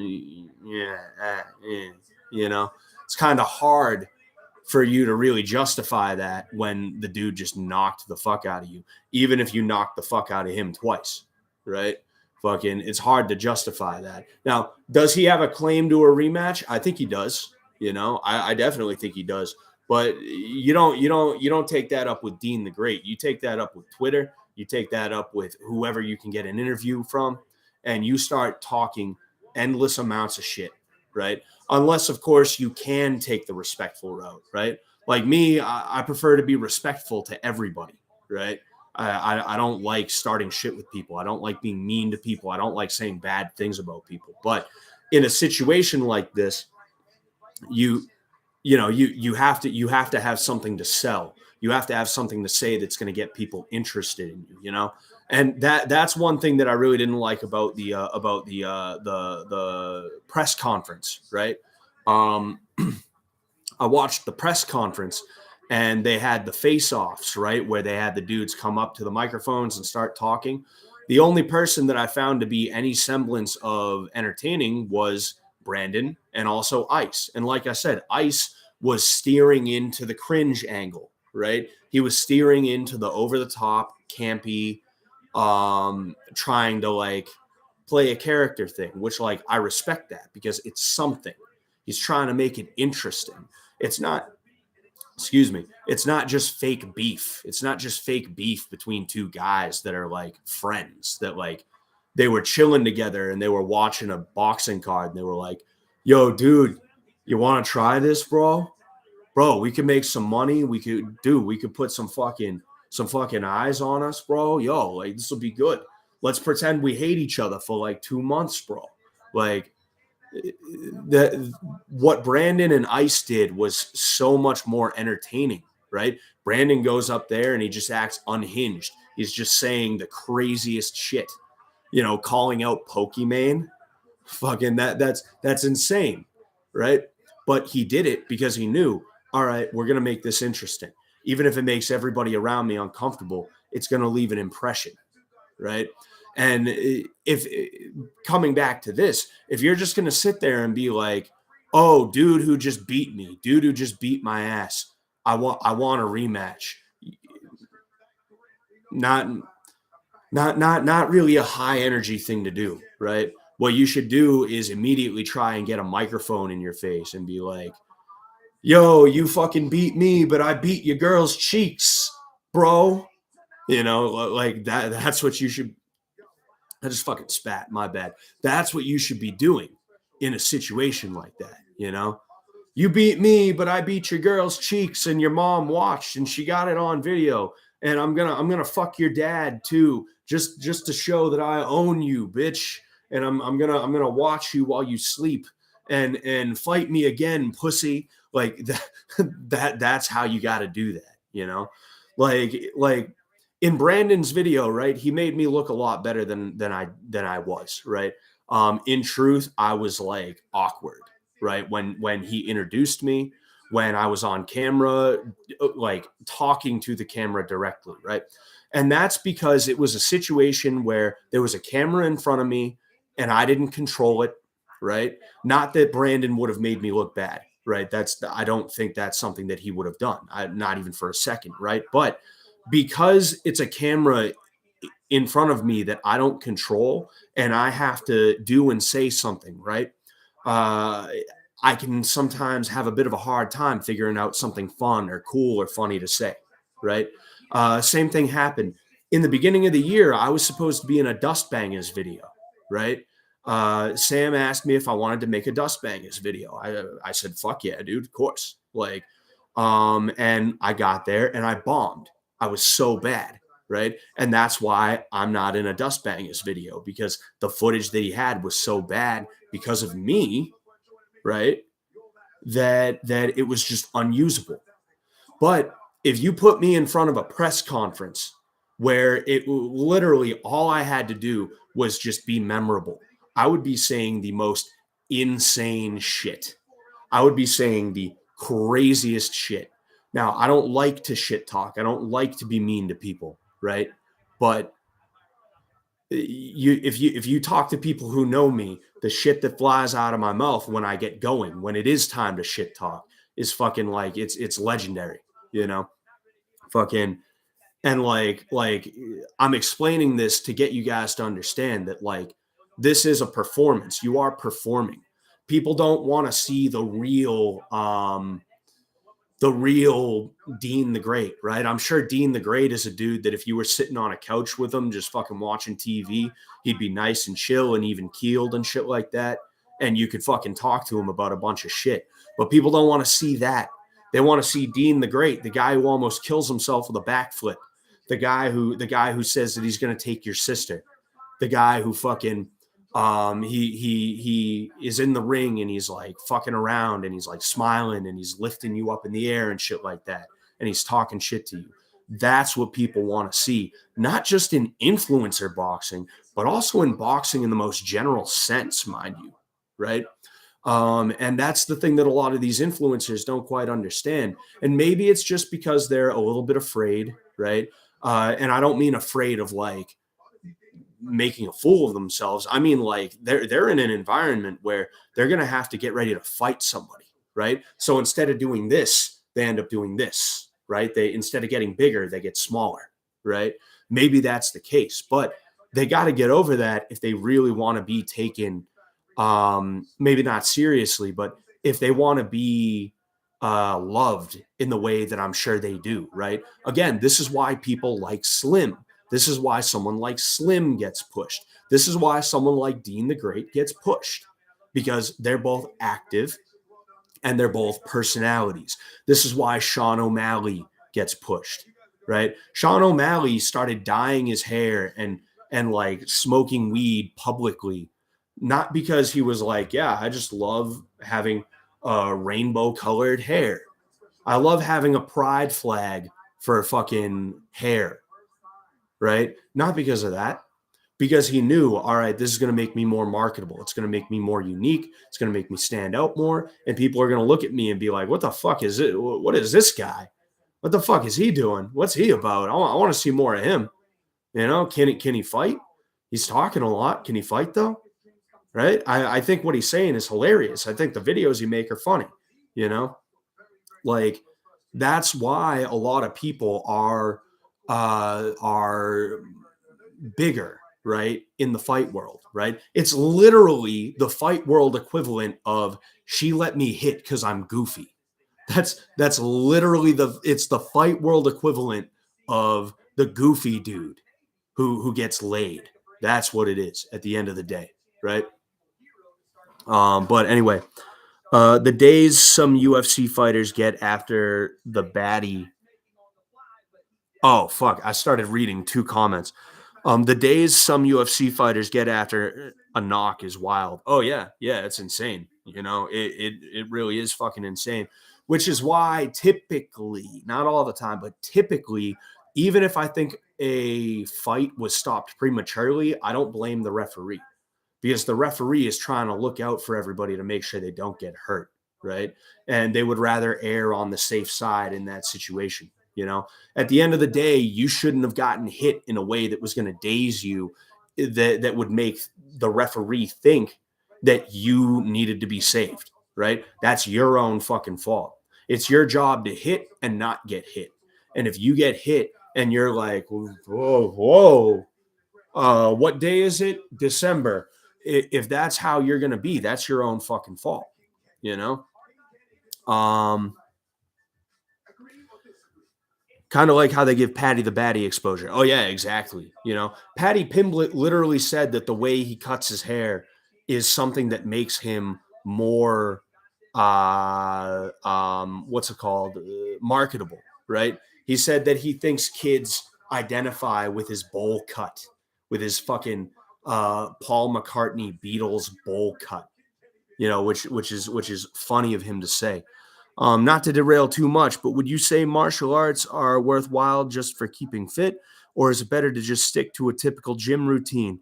Not personally interested in the competitive angle. Oh yeah, yeah. At the end of the day, it really depends on how hard you plan on going, and I don't mean like hard, like hitting someone hard or rolling hard or anything like that. I mean like how much exercise are you legitimately going to do, right? Because there's martial arts specific exercises, right? Like there's exercises that are specifically for strengthening things, well, parts of your body for martial arts, right? Um, you know, and obviously, if you're strengthening those muscles, they're gonna get bigger, or you know, they're just gonna become more lean depending on how much you're eating and other aspects, right? Um, you know, it really depends. Like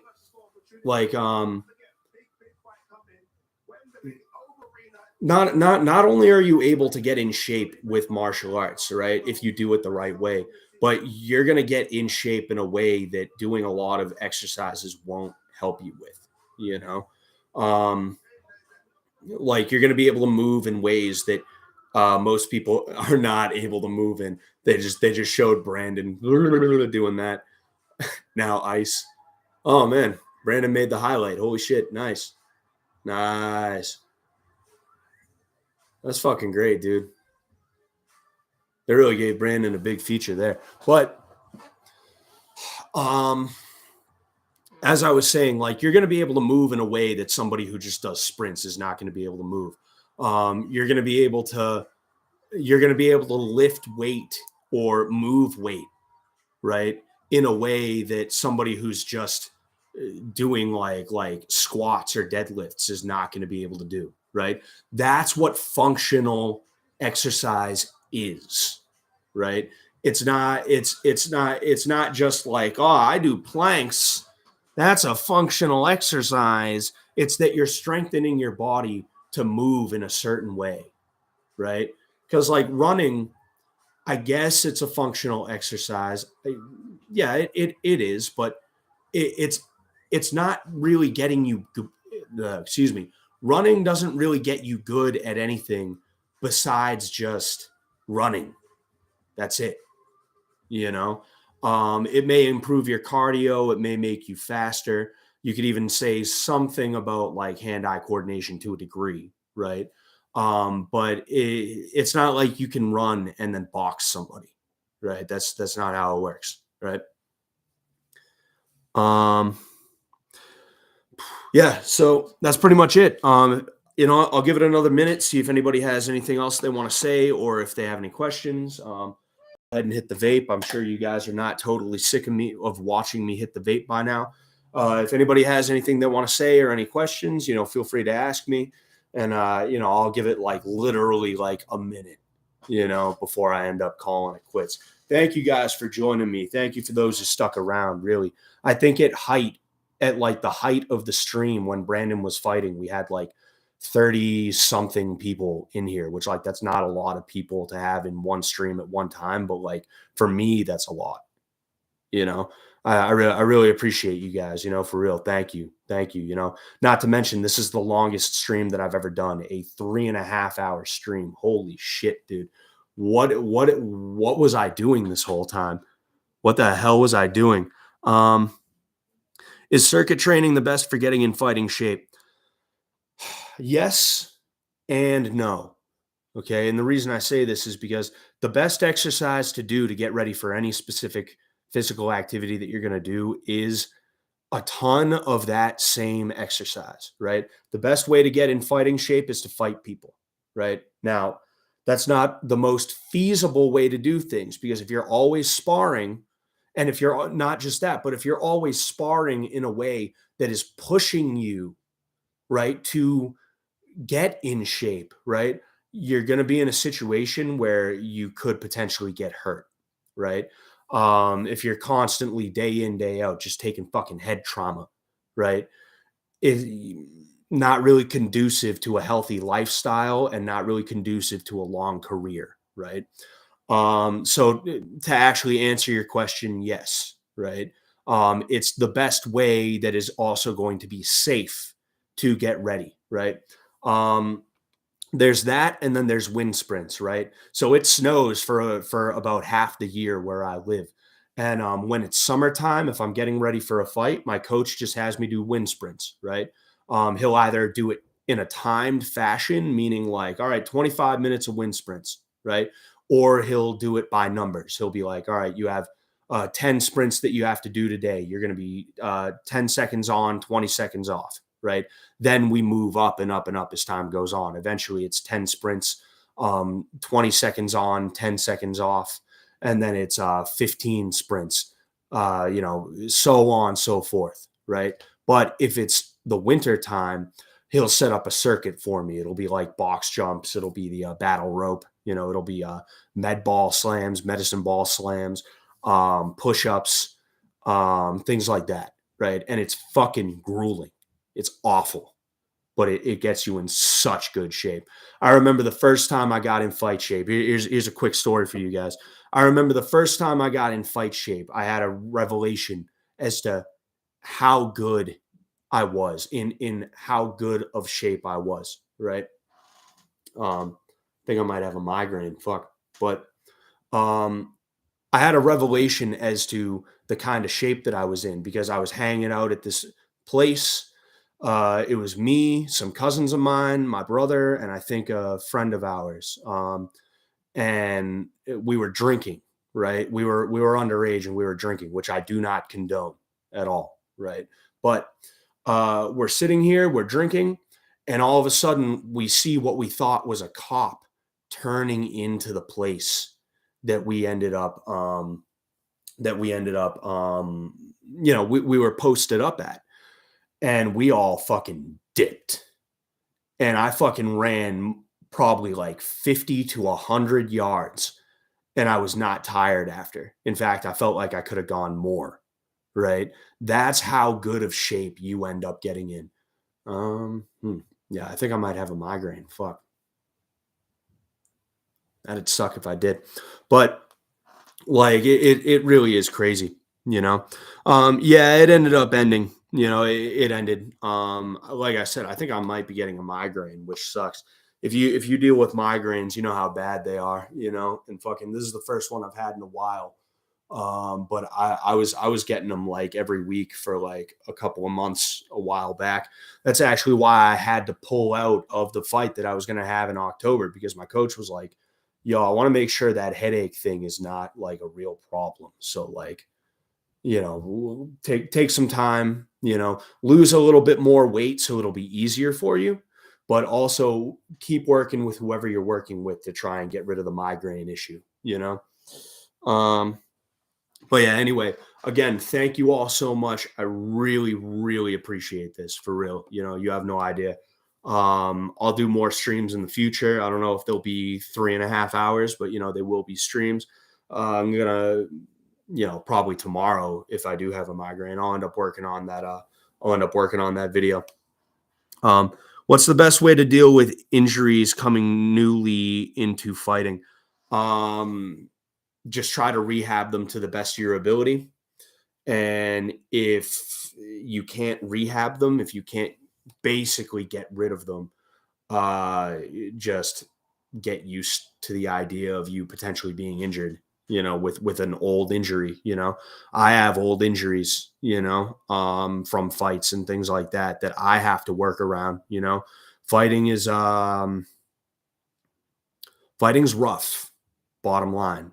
There's no way around that. And you will walk away with a bad knee or a bad hip or scars or a bad shoulder or a bad something. Like get used to that idea right now if you want to fight. All right, I'll say that much. That's just how it is. I know tons of dudes who have tons of injuries, and uh, dudes that would make me with the injuries I have. I don't want to talk about them too much. I don't want to throw weaknesses out there on the internet about myself, but dudes that have injuries that make the ones that I have look like child's play. But anyway, I'm gonna call it here. All right. Thank you all very much. I really appreciate it. All right. And I'll see you guys soon. Peace out.